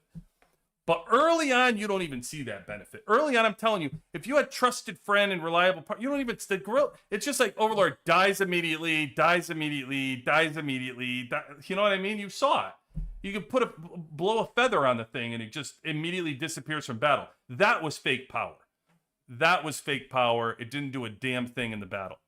But T11s, no. The T11s are absolutely giving you huge buffs. Huge bumps across your teams for a plethora of things. It's not just one area either that you're looking at. You'd have to look across attack and hero and morale. So, yeah, it's good stuff. It was stronger gorilla die before mine. I've seen stronger gorillas die before mine. Could David? I guess it depends on your team too. If they could be built terribly. Like people are prioritizing their Overlord over things like skill chips and different stuff, like gear. So if I put my Overlord on my 4th team, right? So if I fight you right now and I fight you this battle, how do you think that's going to turn out? My Overlord it could be stronger than yours, but you're going to whoop my ass because the Overlord's going to absorb all the damage quickly. Because the team can't do anything, the team's going to disintegrate. So it's also how you build your team. I mean, if you build your team around your Overlord being your the main part of your team, then yeah, you could easily have that happen. And where's the power coming from too? Is it special handling or whatever that is, special training? Because that's another false thing to look at. You're raising hero stats. You're not even raising the Overlord. I mean, you are, but minuscule. It's not where the Overlord is getting its power from. So you could be getting the power from that, or they could, I should say. So yeah, it's screwed up. It's all effed up, which is why I don't want another one. It's just crazy. I'm certainly not excited for a second Overlord. Okay. You're welcome. You're welcome, Edge. Mine is Perfect Sync 5. Yeah, see what I mean? See what I mean? This guy? He's 1,000 servers away from me, and he's equal to me. T11 is helping a lot in Arena. I should have skipped Valentine's event and put it in my T11s. Yeah, I'm telling you. I sounded the alarm on that one a couple weeks ago, man. It's no doubt it's ridiculous, the power bumps. So we'll keep watching it. Arrow, remember, give me the your armor. I want to tell everybody what that bump is for or not armor, the bump for the glove. I'd love to know what the bump is when you finish that glove. I know you didn't. Nobody likes a bragger. All right, let's get into a couple of these. We gotta do some battle reports here, guys. Let's roll. We gotta shift gears here. Poor people been sending me battle reports. They want to see some battle reports. All right, let's go. All right, all you that don't like battle reports, now's the time. Now's the time to log out because we're gonna dive in, do our thing. All right. Tank. Who's this? Woo's getting a victory. Wow, good difference. 5 million difference in this victory for Woo. Okay. You got more powerful exclusives though, Woo. Just Marshall it looks like though. Pretty fair battle. Gear. Oh, you're losing gear, which is always. I love to see that. I love to watch the gear differences. Why though? Why didn't he put? Oh, he's only okay. Well, there you go. I mean, okay, here's a gear mistake. I don't know why you would put a red gun on Marshall before you give Williams radar. As a matter of fact, I wouldn't put this gun or this chip on Marshall before I put a shield and a radar on Williams. So there you go. I don't like this layout of this at all. Woo is perfect. Woo's doing exactly that, actually.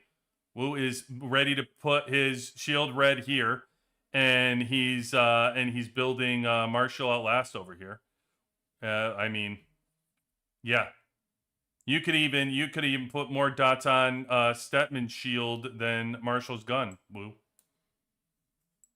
But you definitely outbuilt. He's stronger than you, but you outbuilt him in gear. So his advantage of 7-7 isn't gonna play out. Yeah.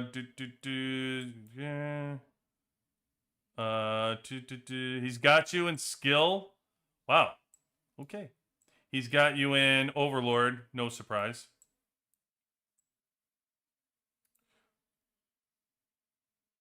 I really wish they could tell me. I need to know the rankings. Is Loyal Friend after the? Oh no, yeah, Loyal Friend's after Reliable Partner.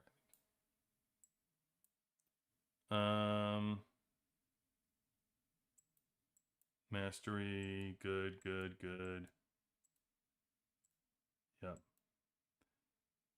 Wow. Wow. Did you guys see this? This is wild. Oh, you got 5% damage reduction over him. War leader. That's like your first advantage that I've seen in this battle other than your exclusive. Look at this. 14. He's beating them in T11s. Wu only has T10s. Cosmetics, he's got the advantage. He's got 7% here. He's got the deco advantage. Their defense and siege is essentially the same. They're both tank. They're the same there. He's got better text. He's got better bond rating. He's got their components are he's better components here. He's got 10s. Wu's still on 9. He's got better skill chips. Their level doesn't matter. It's around the same. It's crazy. Everything except the exclusive weapon for Marshall and the gear layout. The gear layout.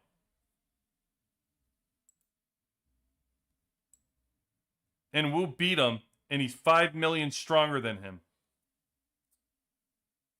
Both Marshall and Stetman's essentially the same. Everything's the same, guys. As a matter of fact, look at the level of the Overlord. Wu's only 5 and he's 6. That crazy? I mean, it's fuckload of damage. 5 million worth? That's wild. All right.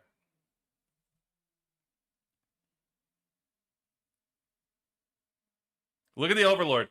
He has all those advantage in Overlord, and look at it. See, when they're close, when that bond rating is close, look at what he got. 2 seconds? Up 4. 5, oh, he might have got 5 seconds out of that one. Close to a skill. He might have got the skill cycle on that.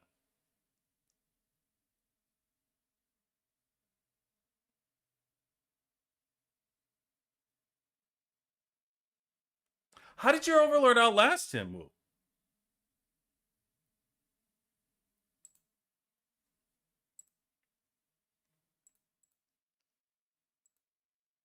What are the bond ratings? I gotta get this line up.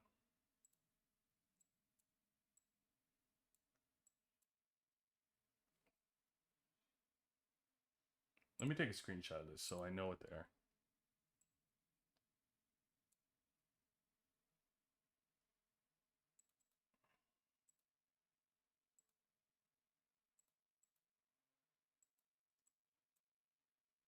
He had loyal friend.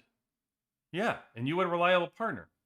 You were behind in everything. Skills, level, ranking, everything. And even your Overlord outlasted him.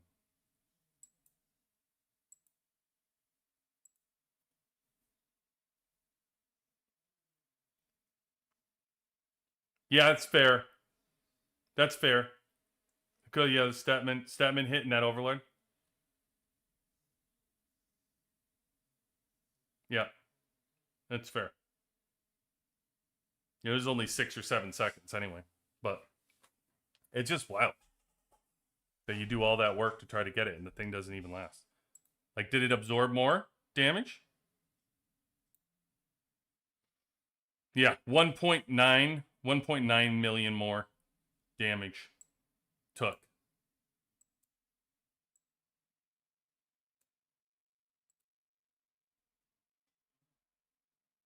Yeah, that's a crazy win, though. That's crazy.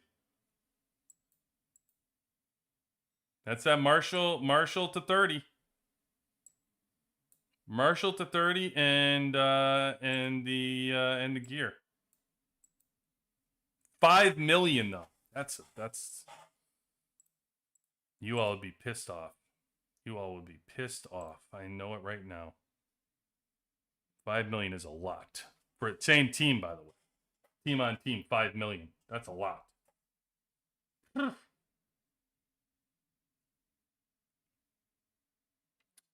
ECO, Wu-Tang, Momo. So here is wow, Wu. You getting a win over air? Oh, air people gonna close their eyes. Air gonna close their eyes. You're Marshall. Okay. I hope this person isn't pushing Carly next for exclusive. I mean, really. I don't know if anybody knows this person in 97, but somebody needs to do a health check on them.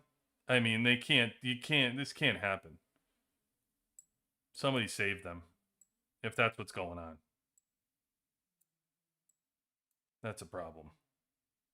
Another one. Another one.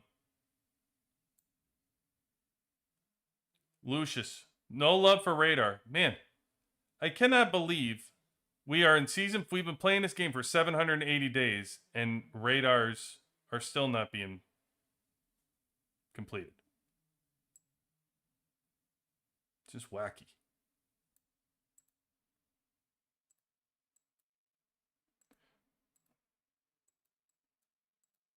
Yeah, Air only got you once. And pretty even here. My guess is you got the chip advantage too. Pretty even though. You know we don't care about that. Okay. Yep, mastery's the same. Defense. Are you the attacker? Yep. There you go, Woo. They don't have defense. Defense isn't complete yet. There's something left. There's meat on the bone. There's meat on the defensive bone.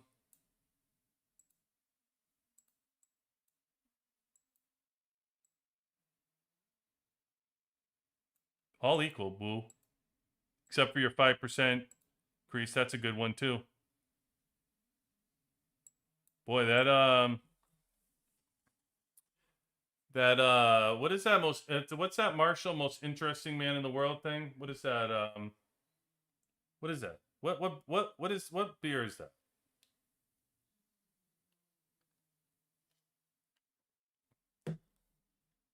I keep thinking Modelo's, but it's not Modelo's. It's like Dos Equis? Is it Dos Equis? I think that's what it is, right? Yeah.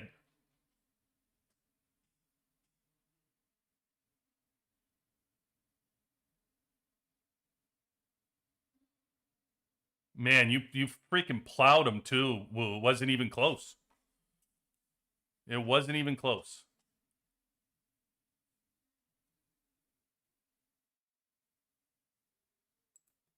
Yeah.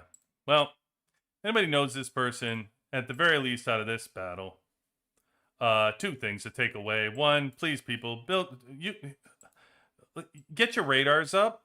Like, I don't know what we're doing over here, but get your radars up and somebody message them and tell them to not to not do Carly next.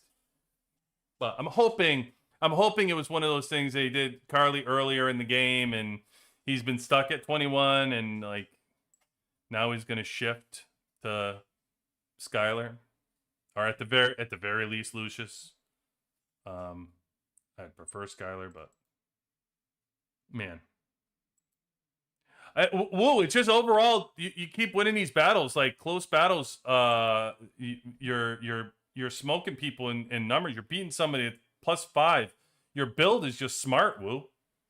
You just got a good build. You know, it's not mistake. It's not luck. You keep you week after week you keep sending these reports where you have these close battles among people where you're beating them. It's good stuff, Woo. Good representation right there. That's all I can say. Oh, who? This one? This one? I bet he did. I'm telling you, everybody would be pissed if they lost that battle. I'm telling you. Everybody's playing coy now because they have this battle. I'm telling you, anybody else would send me that battle too and be like, hey, what the hell happened? I'm telling you.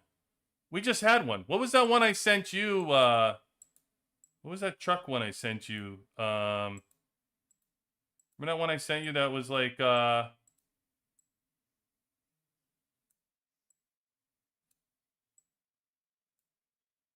don't know where it was. Remember that truck one I sent you? Compliance? There was a crazy truck battle that I sent him that was like 7 million difference. It was it was wild. It was really wild. Remember, it was like a 7 million they lost. It was 7 million difference. It was I think it was like a missile against air. I think it was like 7 million.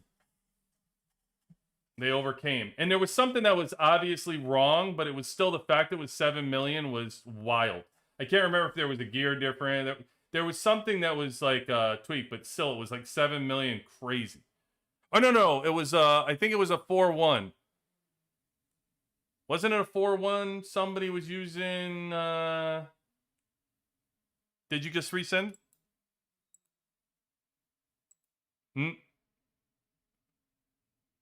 Oh, okay, yeah, thank you, man, thank you, appreciate you. Okay, look, this is wild. This is wild.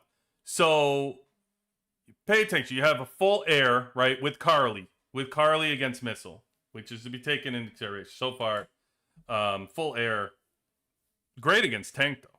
It's really stronger tank. It'll be if you ever run into a stronger tank, but against missile. But either way, let's just say it's 7 million difference, right? Look at everything else on this 7 million difference. I'm gonna walk you through. All 30 exclusives, not 30 exclusives. Okay, so there's an easy win here. Gear difference, yes. There is a gear difference. You see the gear difference. Okay. Skills, everything maxed. Okay, doesn't matter. Okay. Drone level, higher. Chips the same. Boost, higher. Components, higher. Gorilla, higher. Rating, higher. Special training, higher. Siege and defense, higher. Aircraft, higher. Tactical, 14%, higher. Decos, higher. Tactic cards were higher. 15% boosts coming from the tactic cards, by the way. Deco, the cosmetics are higher. The units are higher. Every single thing on this report that you can hire, except for the seasonal bonus where they got the bumps here for the attacks and the damage reductions. But 7 million difference. Now we saw this, we were talking about this all the time, right? We saw these in season 4. Season 3, we saw these all the time because we were like the Overlord was overrated and threw things out of whack or whatever. But season 5, this is one of the first ones I've seen since season 5 level 30 exclusives, because that kind of brought us back to Earth, and we were starting to see closer, like 2.5 million, 3 million differences were starting to be the norm with level 30 exclusives. This after season 5 level 30 exclusive, wow. It's I couldn't believe it. I was like, this is why I looked at this report for a long time, guys, trying to figure it out and comb through it and trying to find another angle other than that. But yeah, the only thing at play is the Carly Air. But it's just it's a hard pill to swallow if you are in Air's shoes right here, guys. If you are in Air's shoes and this happens to you, you are going to be pissed. No doubt. Hey, thank you, Compliance. Hey, while you're here, I know you had some battles, so I might as well jump to you. You had something? What'd you have? I know you sent me one. There we go. Oh yeah. Oh, you sent me the one where you this is actually crazy. Yeah, he cleared out all 3 with one team. He won all 3 with one team. Let's see. I told this guy, I mean, geez. He's a whale amongst whale. VIP 18 is that arrow. I'm telling you. VIP 18 over there. This guy. Crazy. Crazy. And this is why you don't need to do anything extra at this point. You can just sit on the. You don't need to add anything new. Actually, Arrow, the one that really got me on this one is your third win. Your third win was actually impressive on this because you actually in your third win you only had 48 million left, and you still beat their 64 million tank. The buff on you and everything, and the 64 million beat your 48. That one was the impressive one I liked. I was like, damn, that's a good win. That is a good win. He has he's got the 4-1 Marshall missile Marshall take, which is really just killer. So good. I mean, look at the gear difference, but the gear difference is what whacks them. Obviously, that's what wins it for you.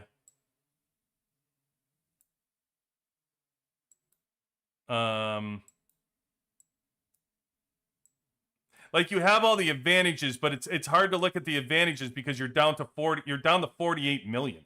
So your units are way down, probably. Yeah, see, your units are 8 million, 11.5, because you're down to 48 million. I mean, listen, you barely hold on here, but guys, it's impressive. It's still an impressive win. A 48 million over a 64.4 is an impressive win. You know what I mean? It's not like he's not using Scarlet and Mason in the battle. It's his full tank team against a missile team that's 48 million. It's it's a good win. It's a good win. It's quite amazing your Overlord hung on for as long as it did through the 3 battles too. Yeah, that's good. That's an upsetting win for that person. I'll tell you that. They're not happy. They're not happy. Let's see. Give me Spanish. Yeah, no, I'm not. I'm not speaking Spanish back. That's for sure. Not gonna happen, brother. You prefer Skylar over Lucius? Yes, I've actually, David, I flipped on that. I changed. I am a Skylar person over Lucius 30. There's no way to get around it. The stun on the first attack to guarantee to wipe out the skill cycle of somebody in the back, at least one in the back row, and could be 2, is so powerful. It's what air is all about. It's the backbone of air is Skylar's stun. It's the backbone. It's just think about when you see an air battle, and we do it on here. The first thing you have to look at to tell how that battle went is you have to go, hey, how many stuns were there? Just think about that. Think about, you're not asking anything else. Before I even need to look at gear, I need to look at exclusives. I need to know, hey, how many stuns were there? Because 6 stuns, the battle's over. Compliance had one. He had 6 stuns. You know? Like, Arrow's over here, he got 6 stuns in a battle. Like, forget it. It's a wrap. 6 stuns? Yeah, it's just crazy. Crazy. So, yeah, I mean, I'm a big fan of Lucius 30. Huge fan of the exclusive, the shielding period. Loved it. It was such a difference maker when it came on everything. But the Skylar stuns, you can't get around it. It's just too crazy. Oh, that wasn't you today? Scott, and somebody else sent me one with 6 stuns. Who was? I don't know who that was then. Maybe I have it on my other list somewhere. Somebody had 6. I thought it was you. I know you had, Arrow, you had one with 4, but yeah. So David, I'm 100%. I am Skylar. Skylar 30 would be my first move with air.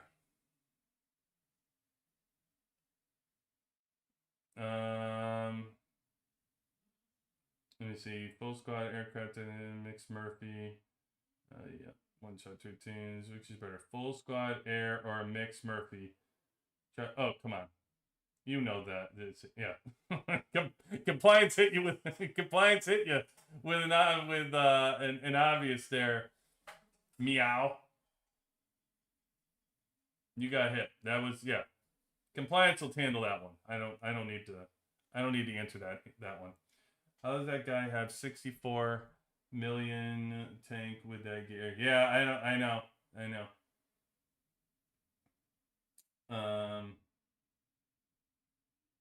It was it was impressive. I know that guy was upset. I guarantee you on that. All right, let's see. I had a couple from Vilper here. I think I'm going with Vilper. He went, yeah. He sent this one. I think I had another one with him though. Oh, I know what it was with this. Okay, interesting conversation here, guys.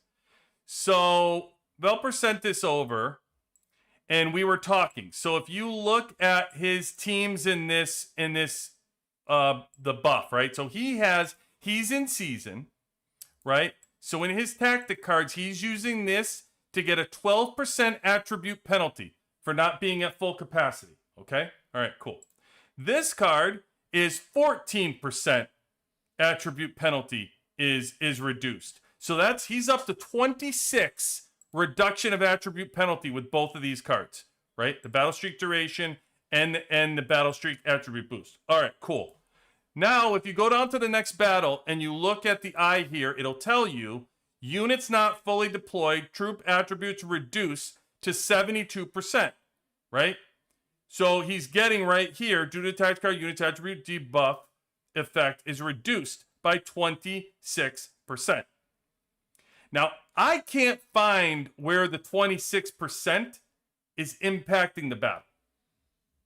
What I thought the 26% would have impacted the battle would have been when you lose in this battle at 50, you start at 54 million, you go into your next battle and you're, let's say, 26.8, this penalty is reduced.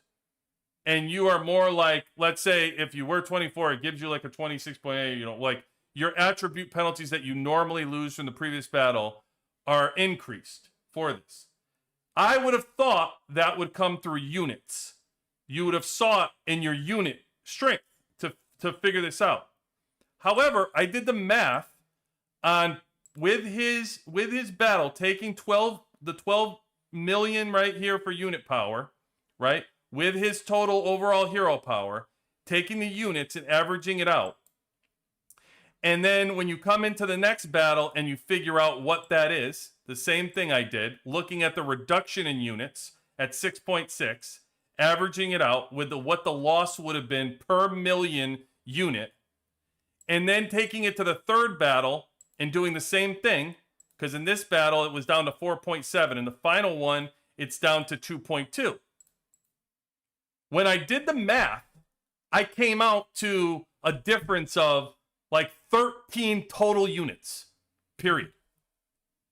There was only a 13 total unit difference across the board.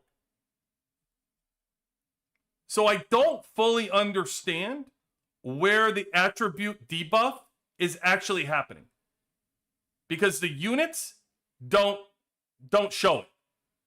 I went back and forth when I showed them the calculations that I did. I figured out what it was when I was doing all the math. I did this like the other day, so I don't remember. I did it like 3.2 million. He lost 289. Where would I start it?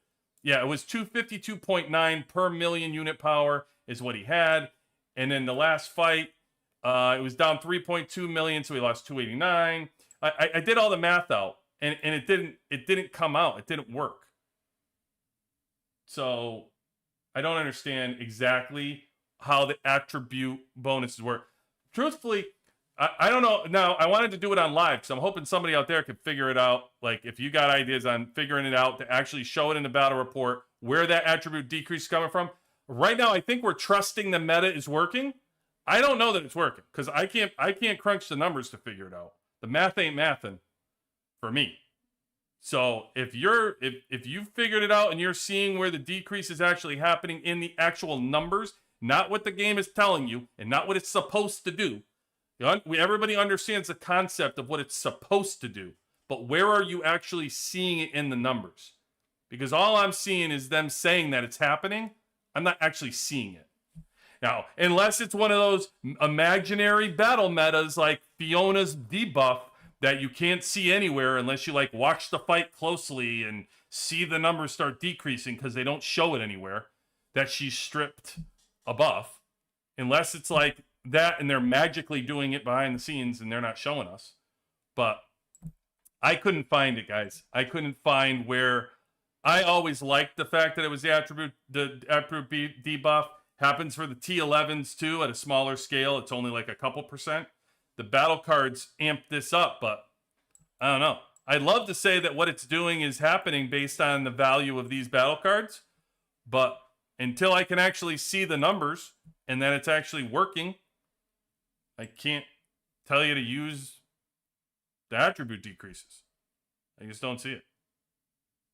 So, anyway, you have the info out there now. So, see what you can come up with. Me and Valper couldn't figure it out. I went back and forth with him on the numbers to actually see it. And like he's saying, like what it was supposed to be. Like I said, I understood what it was supposed to do, but it wasn't doing it. So, anyway, that was the Valper battle to go over. And then he shared this. He shared this setup with Adam. They put Adam in the air team and they won. I mean, interesting concept because Adam was only at level 10 in having it go and he won. But like I said, it's a poor battle to use to me because, the 4-1, he was like nobody else on air was increased. Like you see Skylar's at 20 and Lucius is at 20. You can't really take an air battle serious if, both of them are at 20 anyway. And then the gear difference was clear that he also owned the gear difference.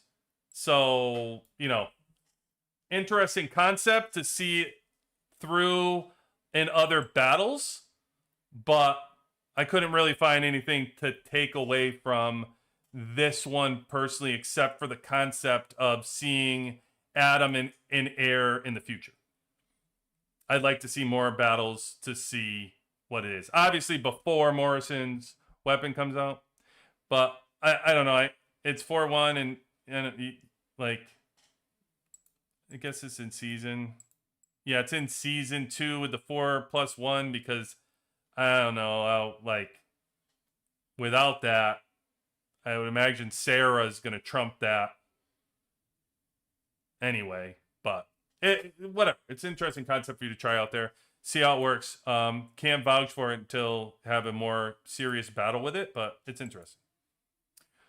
All right, Velper.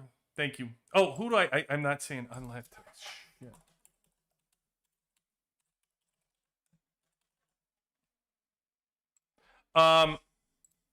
Crap. Who else did I do? Oh, Woo was here. I did Woo's. He was here. I did his. Oh, and I did, okay. And I did arrows, so I think that's all I did. I hope. I'll have to go back and look. I like to tell people when we're actually doing them. What is this? Just for sure. I saved this one for a live, but which one was this? Oh, okay. Is this the chips? Okay. So, yeah, this is great. Oh no, I thought this was okay. Yeah, so this person is stronger, right? So we were talking about the importance of chips, right, and why I was working on my chips and why they're important. And we said, hey, take chips and remove your chips or put the wrong chips on and take a look at a battle and see the importance of them, right? You can see it yourself. Well, this is a great one because this will actually show you the difference in chips the chips make, even when they're on the same team but underdeveloped. So this person is winning by 4.5 million right here. 4 million, same team, right? You're looking at tank versus tank.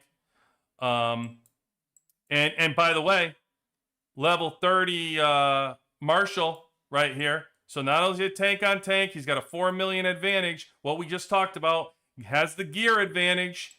The gear advantage is here, right? Few less on the Stepman skills, but that shouldn't decide the battle. Increased drone. Look at the chips.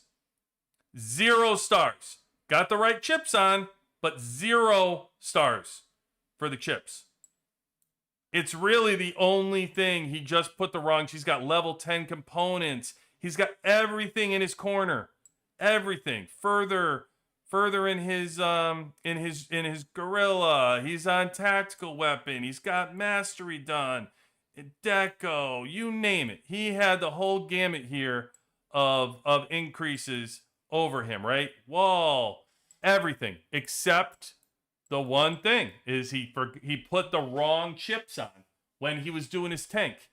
I don't know. It's a great point. Well, I don't know how one does that. he went to his 4th chips instead. But look, I mean, it was not only, my point of this is not to be like, well, of course, QB, he had 0 skill and the skill chips are important. But I want to look at the difference it made in this battle. I just showed you everything was an advantage for that person. To 4 million everywhere, right? Even what we just talked about, the importance of how strong Marshall at level 30 is, right? But look, he smoked him. Wasn't even close. So not only a 4 million advantage in a category everywhere else, but the skill chips made it the difference to the point of 50% he beat him by. It wasn't even close. So skill chips are an enormous part of what you're trying to do. You know, when you get past exclusives and you get past gear, skill chips are so important on that drone. So important. And I always say, you'll see me skip over things like drone level because like 197 to 183, I'm not even considering it. Don't care. Not a big enough difference. 200, you get my attention. You get the 5% damage reduction. Okay. But most people aren't. Most of the battles that I'm looking at when we're looking and breaking down these battle reports, they're like 180 versus 172, 165 versus 180. Don't care. It doesn't make a difference. Not difference enough that's going to really decide this battle. It's so close. It's like minuscule. So I don't care. But when you start getting in the chips difference, yep, they're going to make a difference. 1 or 2 here and there you can make up. 1 or 2, like you're stacked on this chip, but they're spread out. That's not. If you're 1 or 2, you can survive that. Like it could make a difference if you're very close. Sure, could swing a battle if you're very close. But I mean, this is just crazy the importance that it made this in this battle. That's all. So cool stuff. Great share right there. Loved it.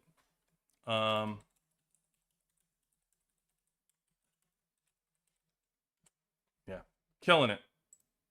Love this stuff. Love this people sending this stuff, by the way. So much fun. Go over this stuff. All right. Let's go on to the next one. Deaths of Circles. A bunch of them. Okay. What do we got here? We'll whip through these. Catfish lost 71 to 67. He had a 4 million advantage. Air missile. Okay, so far nothing to see here. 30-30. Okay.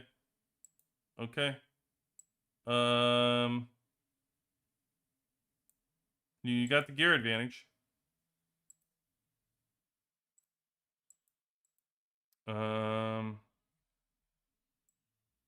Wow, got a big chip advantage.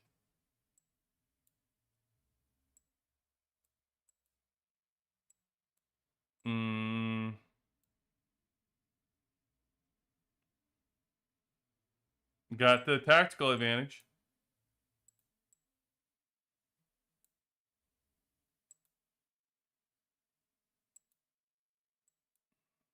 Whoa. Wow.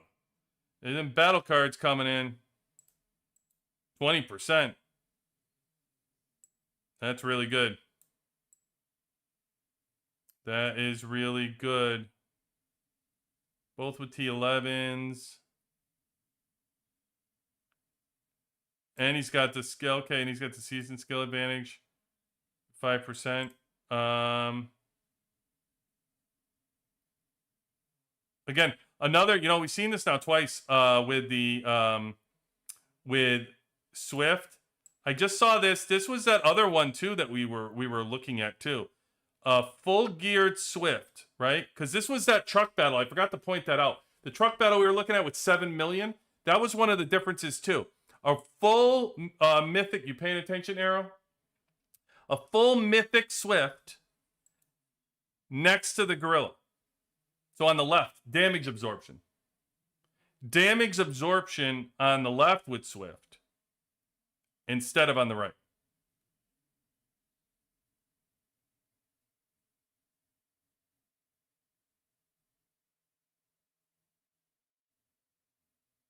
And Swift holds out.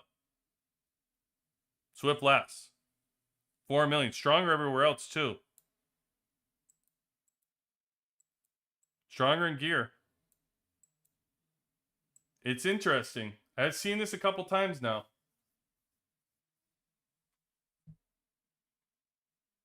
I'm going to try that in the 3v3. I'll see if anything makes a difference of... I'm going to move my... I'll move my Swift over and see. Because the amount of damage is wild.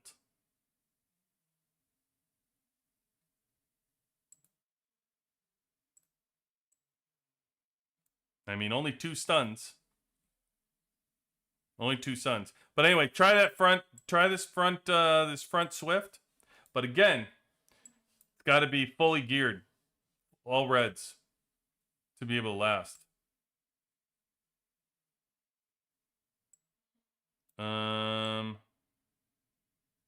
3v3.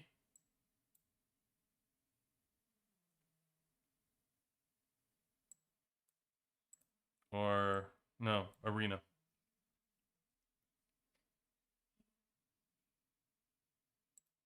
What is this? You got 68.9, 67.7. Missile over air. Yep. That's not surprising. The same dude. Oh, and then you move the Swift over here. Okay, cool. Is this the same teams?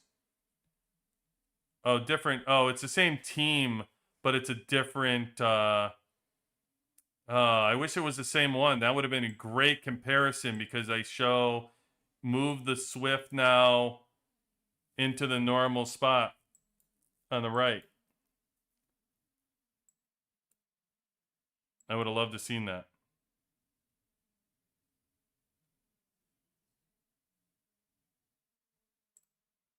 All right, and then you beat... Yep, you lose there. And what, your tank? 57, you didn't beat that. Yep. Yeah, across from Kim. Yeah, that's a big... 2.2, 47.0. Tank against missile. Yeah. I mean... Oh, yeah.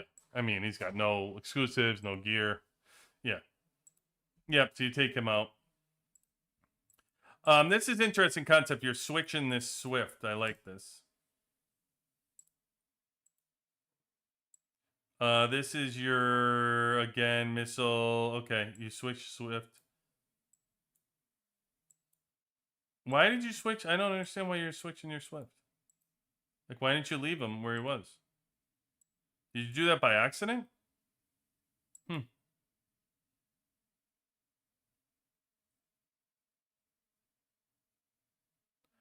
4-1, but...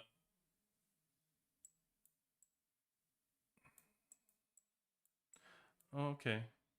He's got you in gear. It's too close. Got you in the chips. It's a good win, too.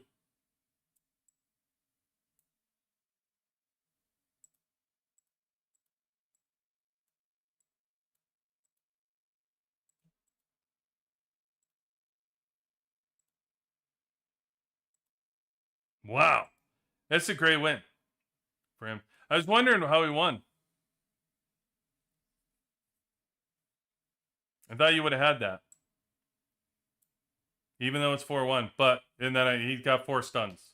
So, it all goes out the window. It doesn't really matter.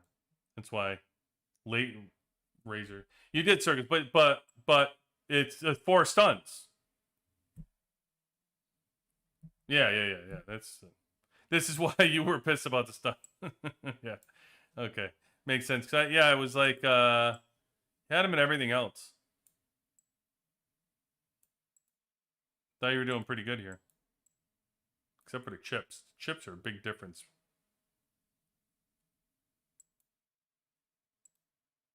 But there's nothing you can do about nothing you can do about 4 stuns. Hey, Circles, while you're here, how come? Why did you do this? Did you say that?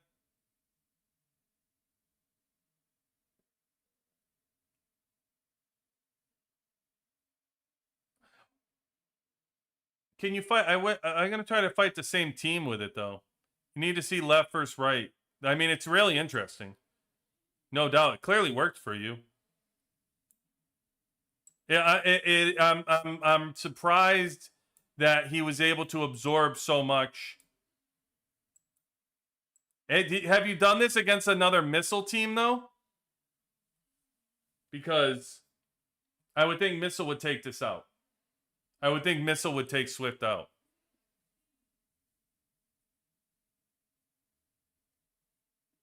Yeah. I mean, it's fine against... I think it's an interesting 4-1 counter to try. I like it, but I would think if you did this against Missile, Swift wouldn't be able to last.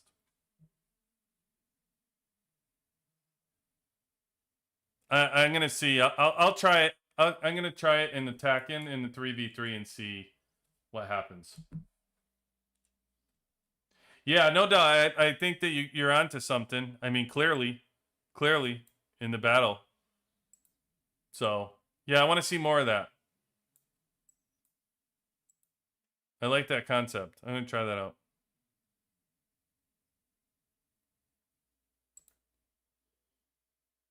$69.68.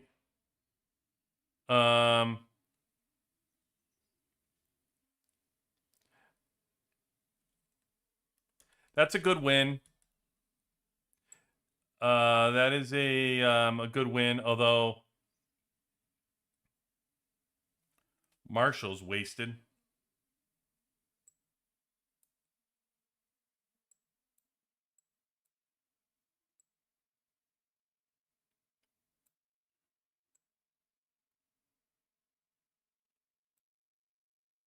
Gear advantage. Circles. My guess is Marshall across from Tesla, you're going to lose this battle.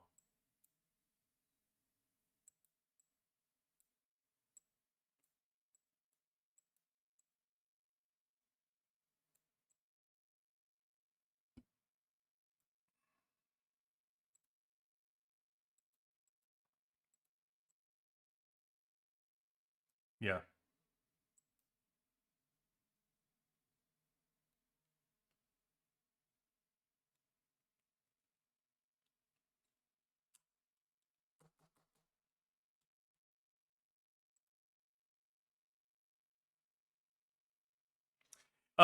Yeah, again, it's difficult to tell from this battle, those Circles, because Marshall has to be over here in order to really take something from that. You know what I mean?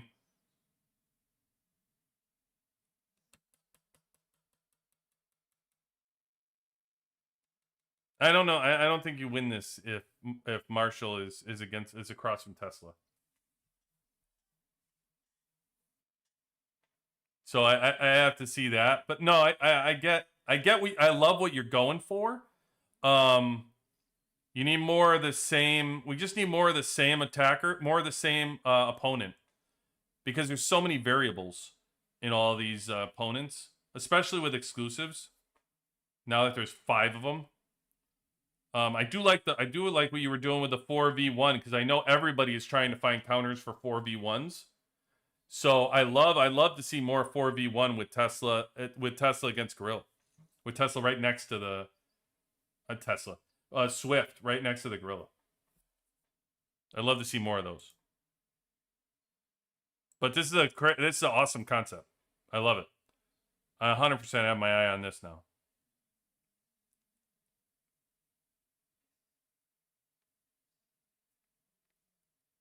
Yeah, this is another Carly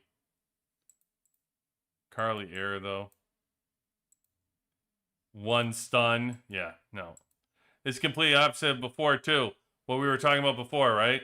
Now you only got one stun you're against. I love the Overlord. I bet you this Overlord died so fast. I gotta see how fast this Overlord dies.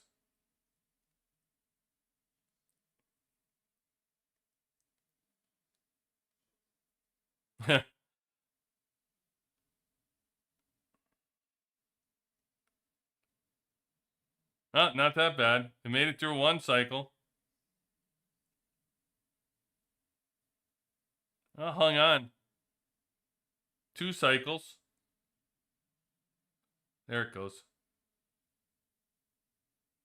There it goes. Outlasted the entire team. 3 cycles. It made it through 3 cycles.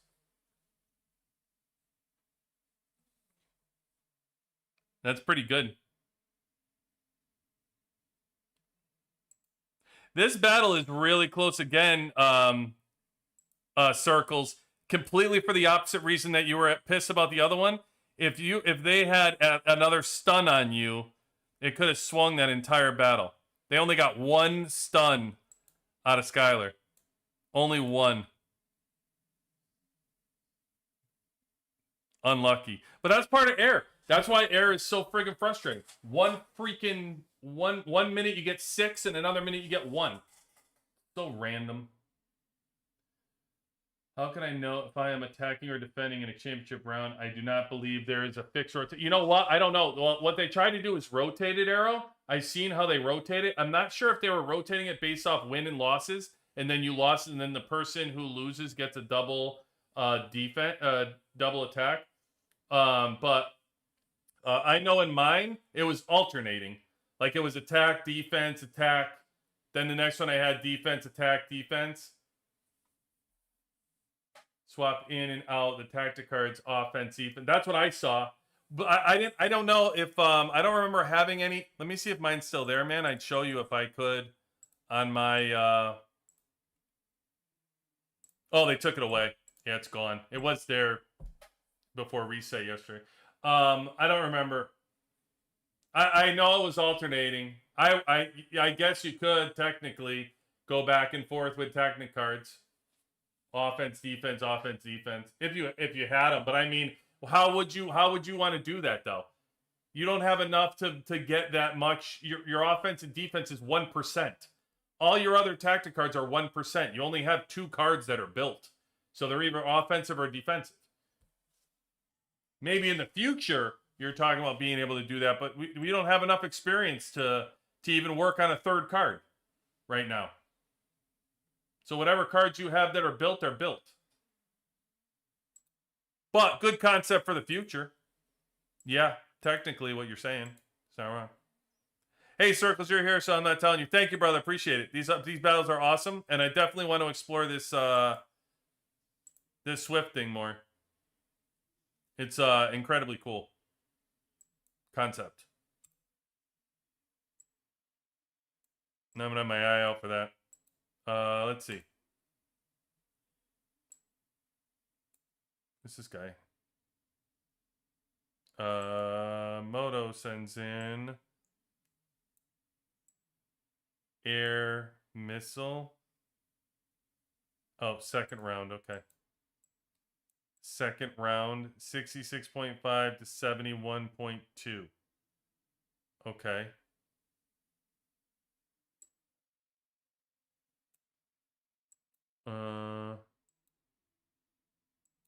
Okay. Oh, he wanted to know what gear did he still work on too? I didn't get back to him.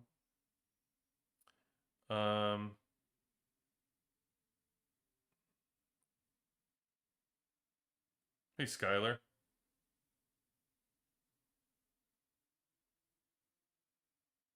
I work on Skylar. I'd red her out. Keep her alive. But I mean, only counters anyway. I liked it. I'd rather give it to her. 10.9. Okay, they got the 200. So I pay a little bit more attention because they have 200. Yep. 8.8. 300. Yep. Air. 4. They got the advantage. Huh. Okay. 7.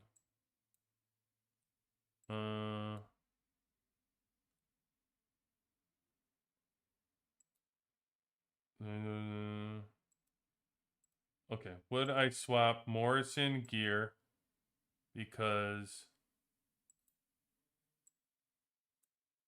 what was Morrison? Who are you swapping Morrison's gear with? Who? No, I think you're fine.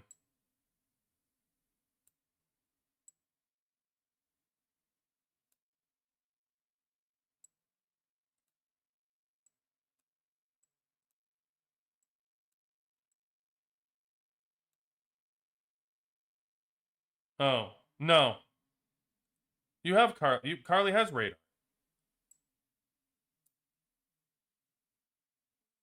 What are you talking about?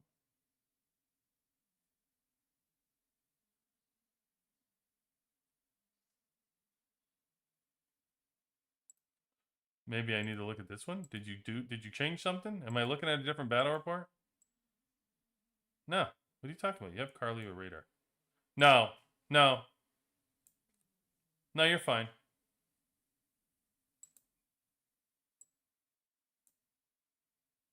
You're fine. You might want to try. You might want to try Murphy, though, instead of Carly. I don't know how your tank is built at all, but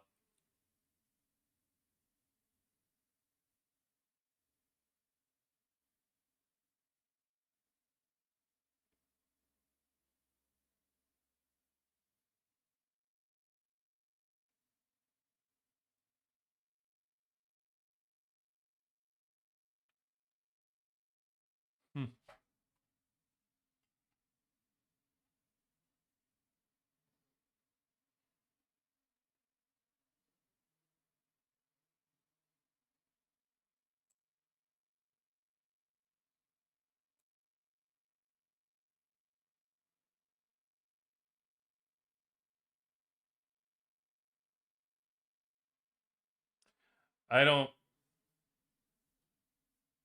think it would have changed the battle. So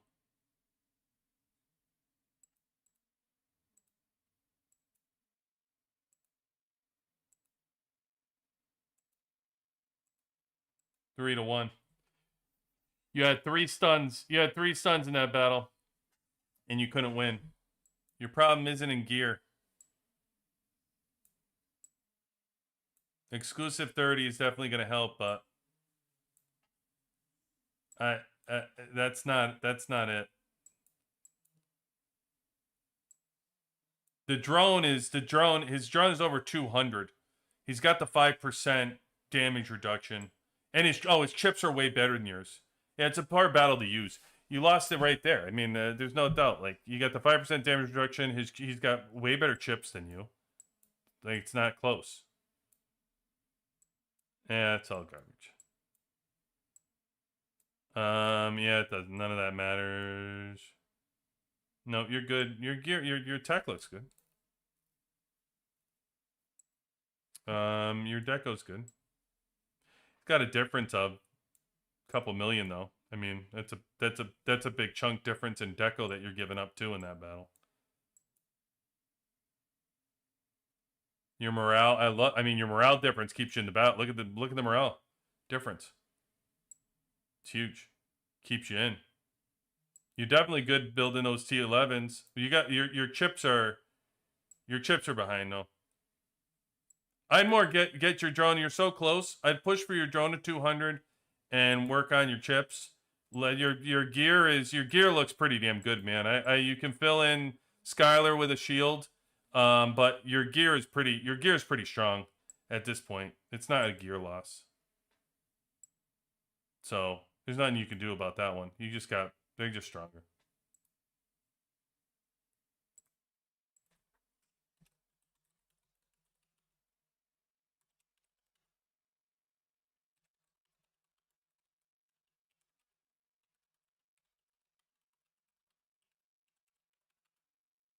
Oh, you're listening to this anyway? Oh, all right. Welcome. Indicating game to Moto over.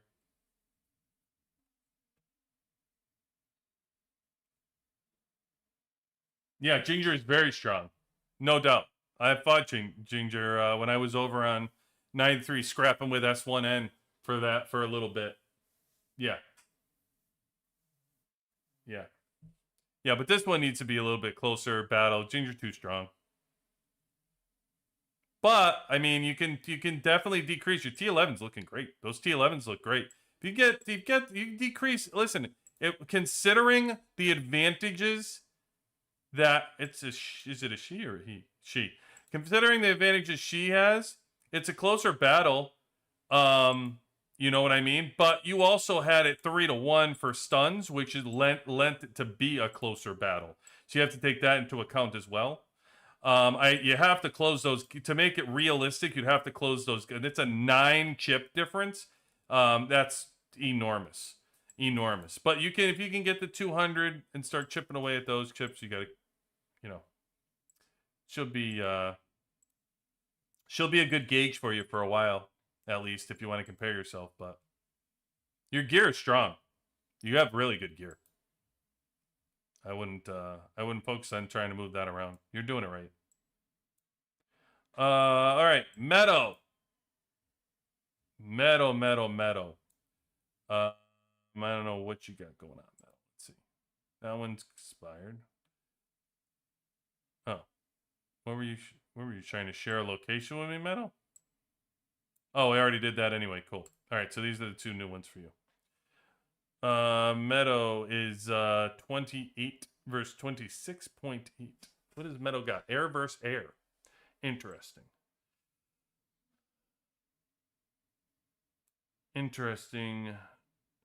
Meadow.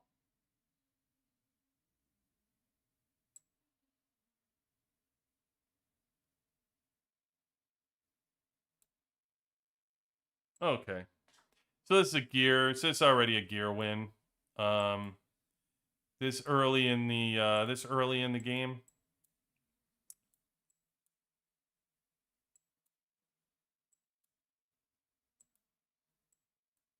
Gear's so important back then. You know, tech is so important back here too. These early stage ones. So man, tech makes such a difference. Remember those wins are so big. But this is gear. I mean, they don't even have 40s. This is shit gear right here, man. Yeah, they got a long way to go. That's a gear win, Metal. I don't know what you want out of that one. Close, but it's a gear win.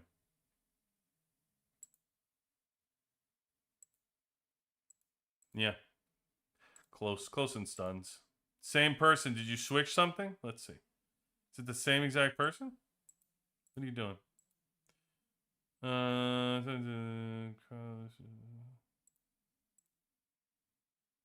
It's the same lineup, same person, same result. What am I missing, Meadow?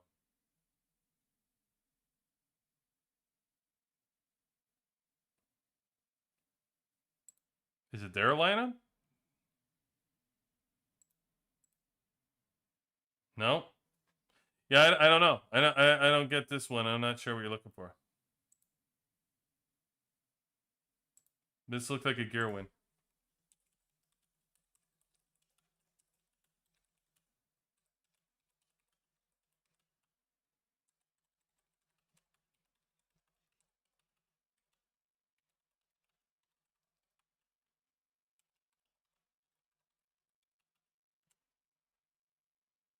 I don't know. I'll wait for Meadow to hit me back.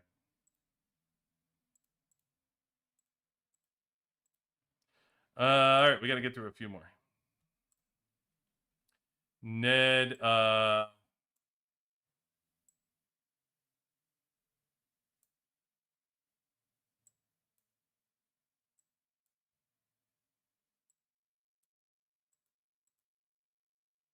don't have anything for you, Ned.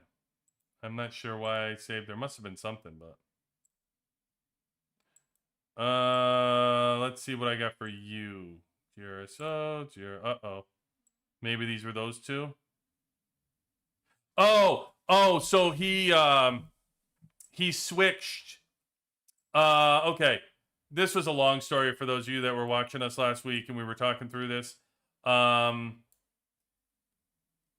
He switched Tesla. I said Tesla, and he put in there. I think he was going against 4v1, if I'm not mistaken. He was trying the combos and missile to overcome the person's 4v1 because they had a full air, I think, and he beat them when they were full air.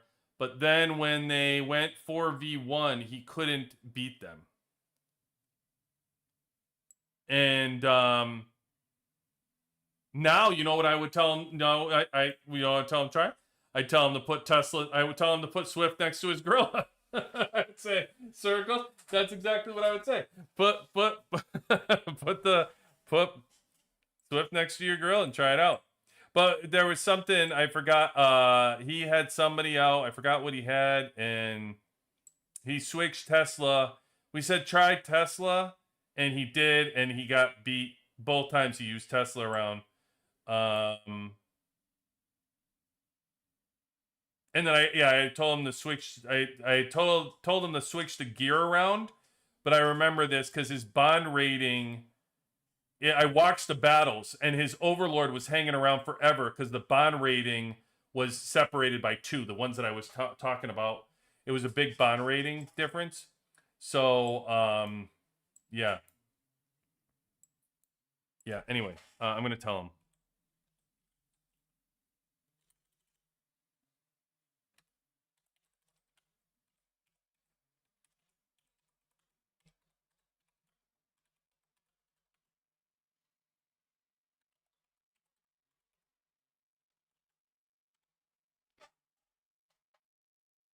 Okay.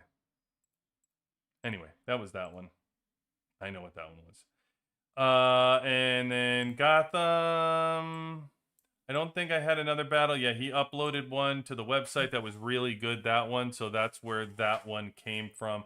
So I think we have that. I think we're good there. There was one. What time is there? We two? Oh my God, we're way over. Should I do one more? I'll just save it. I'll save it for Thursday. We're over. This is what happens. I blame compliance. This happens all the time. We go. What do? We smoke. We're sitting here. We're like, oh, well, we'll do this. Well, we'll do live for an hour, and we'll be hanging around. And here we are, 2 hours later, 2.5 hours later, and then what happens? I just saw you ask a question. Let me see something. How can I? Somebody just asked something. Ginger money. So don't think it matters. Are you playing on PC, bro? Yes. Yes, I'm playing. All good. Compliance. Hey, check out the summary I did, Royal. I actually spotlighted your on our summary one that I did for last night. I spotlighted you and your mines, your 1.1 million that you were intaking per hour. It was pretty impressive. Yeah, it's pretty impressive. You got the bump.